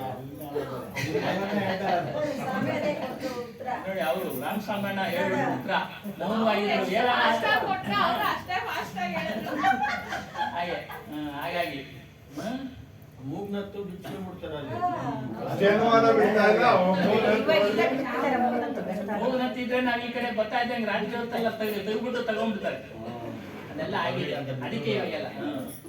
ಹಾಗಾಗಿ ಧರ್ಮ ಕಾರ್ಯಗಳ ವಿಚಾರವಾಗಿ, ಪಾಪ ಪುಣ್ಯಗಳ ಕರ್ಮಗಳ ವಿಚಾರವಾಗಿ ಒಬ್ಬರೊಬ್ರು ತಗೊಳಕಲ್ಲ. ಅದಕ್ಕೆ ಹೇಳಿ ಹೊರಗಿನ ವಸ್ತು ಏನು ಕೆಲಸ ಮಾಡಲ್ಲ, ಅದೇ ಅರ್ಥ. ಎಲ್ಲ ಇದ್ದಂಗೆ ಇರ್ತದೆ. ಜ್ಞಾನಿ ಇದೆಲ್ಲ ಇಲ್ಲದ್ದು ಅಂತ ನಿರ್ಧರಿಸಿರ್ತಾನೆ, ಅಜ್ಞಾನಿ ಇದೆಲ್ಲ ಸತ್ಯ ಅಂತ ನಿರ್ಧರಿಸಿ ಬಂಧನದಲ್ಲಿ ಸಿಕ್ಕಿರ್ತಾನೆ. ಅಷ್ಟೇ ಇದರಲ್ಲಿ ವ್ಯತ್ಯಾಸ, ಇನ್ನೇನು ಯಾವುದು ಬಿಡೋದಿಲ್ಲ. हमें ना खुशी चाहिए ना दुर्दशा चाहिए, लेकिन हमें मुक्ति चाहिए. ಈ ಲೌಕಿಕ ಸುಖ ಬೇಕಿಲ್ಲ ಅಂತ ಕೇಳ್ತಾರೆ ಜ್ಞಾನಿಗಳು. ಅವ್ರು ಹೇಳ್ದಂಗೆ ಜ್ಞಾನಿಗಳು ಲೌಕಿಕ ಸುಖ ಬೇಕಿಲ್ಲ, ನಮಗೆ ಅಲೌಕಿಕವಾದದ್ದು ಸುಖ ನನಗೆ ಕೊಡು ಅಂತೇಳಿ ಪರಮಾತ್ಮನಲ್ಲಿ. ಇನ್ನು ದುಃಖನ ಸಾಮಾನ್ಯ ವ್ಯಕ್ತಿನೂ ಕೇಳಲ್ಲ. ದುಃಖ ಯಾರಾದ್ರೂ ಕೇಳ್ತಾರ ಪರಮಾತ್ಮನಲ್ಲಿ ಪೂಜೆ ಮಾಡಿಬಿಟ್ಟು ದುಃಖ ಕೊಡು ಅಂದ್ರೆ ಅವರಲ್ಲಿ ಇಷ್ಟು ಸಭೆ ಇದೆ, ಒಂದು 20-25 ಜನ ಇವತ್ತು ಚೆನ್ನಾಗಿ ಸೇರಿದೆ. ದುಃಖ ಯಾರನ್ನ ಬೇಕೇನಮ್ಮ ಕೈ ಎತ್ರಿ. ಆದ್ರೂ ಯಾರು ಸುಖವಾಗಿಲ್ಲ. ಆಯ್ತು, ಕೇಳೋದಿಲ್ಲ ಅಂತಾನೆ ಹೇಳೋದು. ಅದಕ್ಕೆ ಹೇಳಿದ್ರು ಒಂದಲ್ಲ ಒಂದು ಕೊರತೆ ಇದೆ. ತನು ದರ ಸುಖಿಯ ಕೊಯ್ ನಹಿ ದೇಖಾ ಜೋ ದೇಖಾ ದುಃಖಿಯ ಹೀ ದುಃಖಿಯ. ಯಾವುದೇ ಮನುಷ್ಯ ದೇಹ ಅಂತ ಧಾರಣೆ ಮಾಡಿದ್ಮೇಲೆ ಅವನು ಸುಖವಾಗಿರೋದನ್ನ ನನ್ನ ಜೀವಿತ ಅವಧಿಯಲ್ಲಿ ನೋಡ್ಲಿಲ್ಲ, ಹಿಂದೆ ಇದ್ರು ಅನ್ನೋದನ್ನ ನಾನು ಕೇಳಲಿಲ್ಲ. ಕಬೀರ್ ಹೇಳಿದ್ರು ಮುಂದೆ ಇರ್ತಾರೆ ಅನ್ನೋದು ನಂಬಿಕೆ ಇಲ್ಲ. ನೋಡಿ ಎಷ್ಟು ಅರ್ಥಗರ್ಭಿತವಾಗಿ ಹೇಳ್ತಾರೆ. ಹಿಂದೆ ಇದ್ರು ಅನ್ನೋದನ್ನ ನಾನು ಕೇಳಲಿಲ್ಲ ಪುರಾಣಗಳ ಮೂಲಕ. ಇನ್ನು ಅವ್ರ ಜೀವಿತ ಅವಧಿಯಲ್ಲಿ ಎಷ್ಟೋ ಜನ ನೋಡ್ಬಿಟ್ರು, ಎಲ್ಲರೂ ದುಃಖ ಕೇಳ್ಕೊಳ್ತಾರೆ, ಇಲ್ಲ ನರಳ್ತಾ ಇರೋದು ನೋಡಿದ್ದಾರೆ. ಹಿಂದೆ ಕೇಳಲಿಲ್ಲ, ಇದ್ರು ಸುಖವಾಗಿದ್ರು ಅಂತ. ಈಗಿಲ್ಲ, ಇನ್ನು ಮುಂದೆ ಇರ್ತಾರೆ ಅನ್ನೋ ಭರವಸೆ ಇಲ್ಲ, ನಂಬಿಕೆ ಇಲ್ಲ ನಮಗೆ. ಅದಕ್ಕೆ ತನದರ ಸುಖಿಯ ಕೊಹಿನೈ ದೇಖಾ ಜೋ ದೇಖಾ ದುಃಖಿಯ ಹೀ ದುಃಖಿಯ. ಎಲ್ಲರೂ ದುಃಖಿಗಳೇ, ಒಂದಲ್ಲ ಒಂದು ರೀತಿಯಲ್ಲಿ ದುಃಖಿಗಳೇ. ಚಾಣಕ್ಯನೇ ಹೇಳ್ತಾನೆ, ಸರ್ವಜ್ಞರು ಹೇಳ್ಬಿಡ್ತಾರೆ, ಏನು ಒಳ್ಳೆ ಹೆಂಡತಿ ಇದ್ರೆ, ಹೇಳಿದ ಮಾತು ಕೇಳೋ ಅಂತ ಹೆಂಡತಿ ಇದ್ರೆ, ಮಕ್ಕಳಿದ್ರೆ ಸ್ವರ್ಗಕ್ಕೆ ಕಿಚ್ಚು ಅಂತ, ಬೆಂಕಿ ಹಚ್ಚು ಅಂತ. ಎಷ್ಟು ದಿನ ಅವೆಲ್ಲ? ವೆಚ್ಚನೆಯ ಮನೆ, ವೆಚ್ಚಕ್ಕೆ ಹಣ, ಇಚ್ಛೆಯೊಂದು ನಡೆಯುವ ಸತಿ ಇರಲು ಸ್ವರ್ಗಕ್ಕೆ ಕಿಚ್ಚು ಅಂದ. ಸ್ವರ್ಗಕ್ಕೆ ಬೆಂಕಿ ಹಚ್ಚು. ಒಂದ್ಸಾರಿ ಶಿಥಿಲವಾಗ್ತದೆ ಅಷ್ಟೇ. ವೆಚ್ಚಕ್ಕೆ ಹಣ ಅಕಸ್ಮಾತ್ ಕಳ್ರು ಹೊಡ್ಕೊಡೋತಾರೆ, ಇಲ್ಲ ಮಗ ಹಾಳು ಮಾಡ್ತಾನೆ. ಇಚ್ಛೆಯಂದ್ರೆ ನಡೆಯುವ ಸತಿ ಇವಾಗ ನನ್ನ ಹೆಂಡ್ರಾದಂಗೆ ಕಾಯಿಲೆ ಬಿದ್ರೆ ಅದು ದುಃಖನೇ ತರ್ತದೆ. ದೇವಾನಂದ ದಾಸನವರು ಮಗ ನೇಯ್ತಾ ಇರ್ತಾರೆ. ಅವಾಗ ಸಂಸಾರಗಳಿಗೆ ಸಾಕಷ್ಟು ನೋವು ಅನ್ಬಿಟ್ಟು ಬೇಜಾರಾಗಿ ಬರ್ತಾರೆ ಅಂತ ಕೇಳಿದೆ. ಅಯ್ಯೋ, ಈ ಊರೊಳಗೆ ಇಲ್ಲ ಅಷ್ಟು ತೊಂದ್ರೆ. ಚಾಣಕ್ಯನೇ ಹೇಳ್ತಾನೆ, ಒಂದು ಶ್ಲೋಕ ಹೇಳ್ತಾನೆ, ಚಾಣಕ್ಯ ನೀತಿಶಾಸ್ತ್ರ ಹೇಳ್ತಾನೆ, ಸಂಸಾರದ ಪಾದ ದನಃ ತ್ರಯೋ ವಿಶ್ರಾಂತಿ ಹೇತವ ಅಪತ್ಯಂಚ ಕಲ್ಪತ್ರಂ ಚ ಸದಾ ಸಂಗತಿ ರೇವಚ. ಏನಾದರ್ಥ? ಲೌಕಿಕ ತಾಪದಿಂದ ಉರಿಯುತ್ತಿರುವ ಜನರಿಗೆ, ಕಷ್ಟಗಳಿಂದ, ಹೆಂಡತಿ ಮಕ್ಕಳು ಮತ್ತು ಸಜ್ಜನರ ಸಹವಾಸ ಪರಿಹಾರದಿಂದ ಲೌಕಿಕ ಅಷ್ಟೇ. ಏನು ಸಂತೋಷವನ್ನು ನೀಡುವ ಮಗ, ಎತ್ತವರ ಸುಖ ಸಂತೋಷ ಕಾಳಜಿ, ಉತ್ತಮರ ಸಹವಾಸ, ಸದ್ಗುಣಶೀಲವಂತನಿದ್ರೆ ಮಗ, ಇವನು ಸಂತೋಷ ಕೊಡ್ತಾನೆ. ಹೆಂಡತಿ ಸೌಮ್ಯವಾಗಿರೋಳು, ಒಳ್ಳೆ ತಿಳುವಳಿಕೆ ಇರೋಳು, ದಕ್ಷತೆ ಇರೋಳು, ಶಿಶು ಇರೋಳು. ಒಂದೊಂದಕ್ಕೂ ಅರ್ಥ ಇದೆ, ಗೊತ್ತಾಗುತ್ತೆ ಎಲ್ಲ ವಿದ್ಯಾವಂತರು. ಮೇಡಮ್ನವರು ತುಂಬಾ ಕಷ್ಟಗಳಿಗೆ ಬೆನ್ನೆಲುಬಾಗಿ ನಿಂತಿರ್ತಾರೆ. ಹೆಂಡತಿ ಗಂಡ ಪರಸ್ಪರ ಇಬ್ರು ಅಷ್ಟೇ, ಒಬ್ಬರಿಗೆ ಹೇಳ್ತಾ ಇಲ್ಲ. ಅದೇ ರೀತಿ ಗಂಡನೂ ಇರಬೇಕು, ಹೆಂಡತಿನೂ ಇರಬೇಕು. ಏನೇನು ಹೇಳಿದ್ರು, ಸೌಮ್ಯ ದಕ್ಷ ಸ್ವಭಾವ. ಸೌಮ್ಯದಿಂದ ಹೆಂಡತಿ ಗಂಡ ಇಬ್ರು ಇರಬೇಕು, ದಕ್ಷತೆಯಿಂದ ಕೂಡಿರ್ಬೇಕು. ನನ್ನ ಹೆಂಡತಿ, ನನ್ನ ಗಂಡ, ನನ್ನ ಮಕ್ಕಳು ಪ್ರಾಮಾಣಿಕತೆಯಿಂದ ಕರ್ತವ್ಯ ನಿರ್ವಹಿಸಬೇಕು. ಸುಶೀಲತೆ, ಒಳ್ಳೆ ನಡತೆ ಇಬ್ಬರಿಗೂ ಬೇಕು. ಆಗ ಅವ್ರ ತಾಪಗಳೆಲ್ಲ ದೂರ ಆಗ್ತಿರ್ತವೆ, ಕಷ್ಟಗಳೆಲ್ಲ ದೂರ ಆಗ್ತಿರ್ತವೆ. ಮತ್ತು ಒಳ್ಳೆ ವ್ಯಕ್ತಿ ನಮಗೆ ಸಿಕ್ಕಿ ದೊರೆತು ಹಿತವಚನ ಹೇಳ್ತಾ ಇರ್ತಾನೆ, ಅವನು ಸಹ ನಮ್ಮ ಕಷ್ಟಗಳನ್ನು ದೂರ ಮಾಡೋದಕ್ಕೆ ಪರಿಹಾರ ಕೊಡ್ತಾನೆ. ಇದು ಲೌಕಿಕ ದುಃಖ. ಇವುಗಳನ್ನೆಲ್ಲ ದೂರ ಮಾಡೋಕ್ಕೆ ಜನ ಸಿಗ್ತಾರೆ. ಆದರೆ ಹುಟ್ಟು ಸಾವುಗಳ ದುಃಖ ಬಿಡುಗಡೆ ಆಗೋದಕ್ಕೆ ಗುರುನೇ ಬೇಕು, ಸದ್ಗುರುನೇ. ಹೀಗೆ ಅನೇಕ ಮಹತ್ವಗಳು ಹೇಳಿದ್ದಾರೆ. ಹಾಗಾಗಿ ಹೊರಗಿನ ವಸ್ತುಗಳು ಏನು ಕೆಲಸಕ್ಕೆ ಬರಲ್ಲ, ನಮಗೆ ಹಣ ಕೆಲಸಕ್ಕೆ ಬರಲ್ಲ, ಮುಕ್ತಿ ಹಣ ಬೇಕು. ನೀವು ಇಲ್ಲಿ ಬರೋದಕ್ಕೆ ಹಣದ ಅವಶ್ಯಕತೆ ಇದೆ. ಟ್ರಾನ್ಸ್ಪೋರ್ಟೇಷನ್ ಚಾರ್ಜಸ್, ಆಟೋದಲ್ಲಿ ಬರಬೇಕು, ಮತ್ತೊಂದರಲ್ಲಿ ಬರಬೇಕು, ಬೇಕು ಅವಶ್ಯಕತೆಗೆ ಅನುಗುಣವಾಗಿ. ಆದರೆ ಅದು ಮುಕ್ತಿ ಕೊಡೋದಿಲ್ಲ. ಮುಕ್ತಿ ದಾರಿ ತಂದು ಬಿಡುತ್ತೆ ನಿಮ್ಮನ್ನು. ಈ ಒಂದು ಸತ್ಸಂಗಕ್ಕೆ ತಂದು ಬಿಡುತ್ತಿದೆ. ಬದಲಾವಣೆ ಮಾಡ್ಕೊಳ್ಬೇಕು ಸ್ವಭಾವನ, ಗುಣಗಳನ್ನೆಲ್ಲ ಕೇಳಿದ ಬಳಿಕ. ಹೌದಮ್ಮ. ಹೀಗೆ दुर्दशा वेला मुक्ति ये जानने में है हमारी एकता परमात्मा के साथ. ಮುಕ್ತಿ ವಿಚಾರನ ತಿಳಿಯಬೇಕು. ತಿಳಿದ ಬಳಿಕ ಎಲ್ಲಿ ಮುಕ್ತಿ? ನಮಗೆ ಆತ್ಮನಲ್ಲಿ ನಾವು ಐಕ್ಯ ಆಗಬೇಕು. ನಮ್ಮ ಮನಸ್ಸು, ಬುದ್ಧಿ, ಚಿತ್ತ ಇವೆಲ್ಲ ಹೋಗಿ ಅಲ್ಲಿ ಐಕ್ಯ ಆದಾಗ ನಮಗೆ ಬಿಡುಗಡೆ. ಇಷ್ಟು ಮುಕ್ತಿಯ ಅರ್ಥ. ಇಷ್ಟನ್ನು ಶಾಂತ ರೀತಿಯಿಂದ ಕೇಳಿದ್ದಕ್ಕೆ ಎಲ್ಲರಿಗೂ ಸಹ ಧನ್ಯವಾದಗಳು ಅರ್ಪಿಸ್ತೀನಿ. ಹಾಗೂ ಅನೇಕ ವಿಚಾರ ರಾಮಸ್ವಾಮಣ್ಣ ಅವರು ಹೇಳಿದ್ರು, ಅವ್ರಿಗೂ ಸಹ ಧನ್ಯವಾದಗಳು. ಸುಬ್ರಹ್ಮಣ್ಯ ಸಾರು ಅವರು ಪ್ರಶ್ನೆ ಕೇಳಿದ್ರು, ಎಲ್ಲರಿಗೂ ಸಹ ಧನ್ಯವಾದಗಳು. ಕೇಳಿದವರು ಎಲ್ಲರಿಗೂ ಸಹ ಧನ್ಯವಾದಗಳನ್ನು ಅರ್ಪಿಸ್ತಾ, ನಾಗರಾಜಣ್ಣ ಅವ್ರಿಗೂ ಧನ್ಯವಾದಗಳು ಅವರಿಗೆ ವಿಶೇಷವಾಗಿ ಅರ್ಪಿಸ್ಬೇಕು. ಇಂಥ ಒಂದು ಅವಕಾಶ ಕೊಟ್ಟಿದ್ದಾರೆ, ಎಲ್ಲರೂ ನಾವು ಕೊಟ್ಟಿದ್ದಾರೆ. ಅವರು ದೇವದಾಸ್ ಅವರು ಮಗ ಬಿಡ್ತಾ ಇದ್ರಂತೆ. ಅವಾಗಿಬ್ಬರು ಸಂಸಾರ ಹತ್ರ ಸಮಸ್ಯೆ ಆಗ್ಬಿಟ್ಟು ಬಂದು ಕೇಳಿದಂತೆ, ಸ್ವಾಮಿ ನಮ್ಮಲ್ಲಿ ಇಬ್ಬರಲ್ಲಿ ಸಮಸ್ಯೆ ಇದೆ, ಸಂಸಾರ ಒಳ್ಳೇದ ಸನ್ಯಾಸ ಒಳ್ಳೇದು ಅಂತ ಕೇಳಿದ್ರು. ಅದಕ್ಕೆ ಅವರು ಆ ಹೆಂಡ್ತಿನ ಕರಲಂತೆ. ಅವಳು ಮಧ್ಯಾಹ್ನ ಬಂದಿದಂತೆ, ಆ ಲಾಟಿನೂ ಒಂದು ಸೂಜಿ ತಗೊಂಡು ಅಂತ ಹೇಳಿದ್ರು. ಸರಿ ಆ ಅಮ್ಮ ಯಾಕೆ ಅಂತ ಕೇಳಲಿಲ್ಲ, ಏನು ಅಂತ ಕೇಳಲಿಲ್ಲ. ಸರಿ ಒಳಗಡೆ ಹೋಗ್ಬಿಟ್ಟು ಲಾಟಿನ ನೆನೆಸ್ಕೊಂಡು ಒಂದು ಸೂಜಿ ತಂದು ಕೊಟ್ಟರಂತೆ. ಅವಾಗ ಸುಮ್ಮನೆ ಏನೋ ಹುಡ್ಕೊಂಡ್ಬಿಟ್ಬಿಟ್ಟು, ನೋಡಪ್ಪ ಮಗ ಹಿಂಗೆ ಬಿಟ್ಟಿರುತ್ತೆ, ಹಿಂಗಂದು ಹಿಂಗಂದಂತೆ, ಹಿಂಗಿದ್ರೆ ಇದೇ ಸರಿ, ಹಿಂಗಿದ್ರೆ ಇದೇ ಸರಿ ಅಂತ ಅವ್ರಿಗೆ ಅರ್ಥ ಆಗಿರುತ್ತೆ. ಹಗಲೊತ್ತು ಸೂಜಿ ದೀಪ ತಗೊಂಬ ಅಂತ ತಂದು ಕೊಟ್ರೆ ಸಂಸಾರನೇ ಸರಿ. ಏನು ಜ್ಞಾನ ಆಯ್ತಾ ಬೆಳಕಿಂದ ಏನಕ್ಕೆ ಸೂಜಿ ಲಾಟಿನ ಅಂತ ಸನ್ಯಾಸನೇ ಸರಿ. सदगुरु कबीर साहेब बोलो सदगुरु देव को जय, सदगुरु श्री कबीर साहेब को जय. सर्व संत मान ಬೆಳಕಿದ್ದಾಗ ಲಾಟಿನ ಸುದ್ದಿ ತಗೊಂಬ ಅಂತ ನೆನ್ಸಕಂಡ ಅಂದ್ರೆ ಸನ್ಯಾಸ ಸರಿ, ಏನು ಕೇಳಂಗ್ ತಂದ್ಕೊಂಡ್ರೆ ಸಂಸಾರ ಸರಿ ಅಂತ. ಆ ತರ ಹೇಳಿದ ಮಾತು ಕೇಳಂಗಿರ್ಬೇಕು,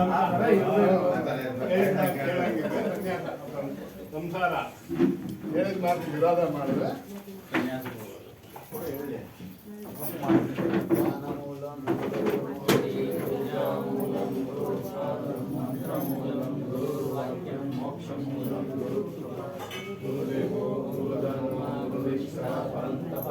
गुरु परतरं नास्ति नास्ति तत्त्वं गुरु पदं.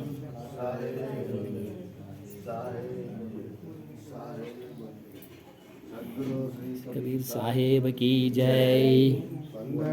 ये गुरुदेव तुमको वंदनीय गुरुदेव. काल जाल के पंथा बारी हर कल कायो सेव तुमको वंदनीय गुरुदेव. वंदनीय गुरुदेव तुमको वंदनीय गुरुदेव. वेद शास्त्र सब को जतावे, मर्म न जानत केव तुमको वंदनीय गुरुदेव. वंदनीय गुरुदेव तुमको वंदनीय गुरुदेव. साहिब कबीर दाता पूर्ण पर कसमेव तुमको वंदनीय गुरुदेव. वंदनीय गुरुदेव तुमको वंदनीय गुरुदेव.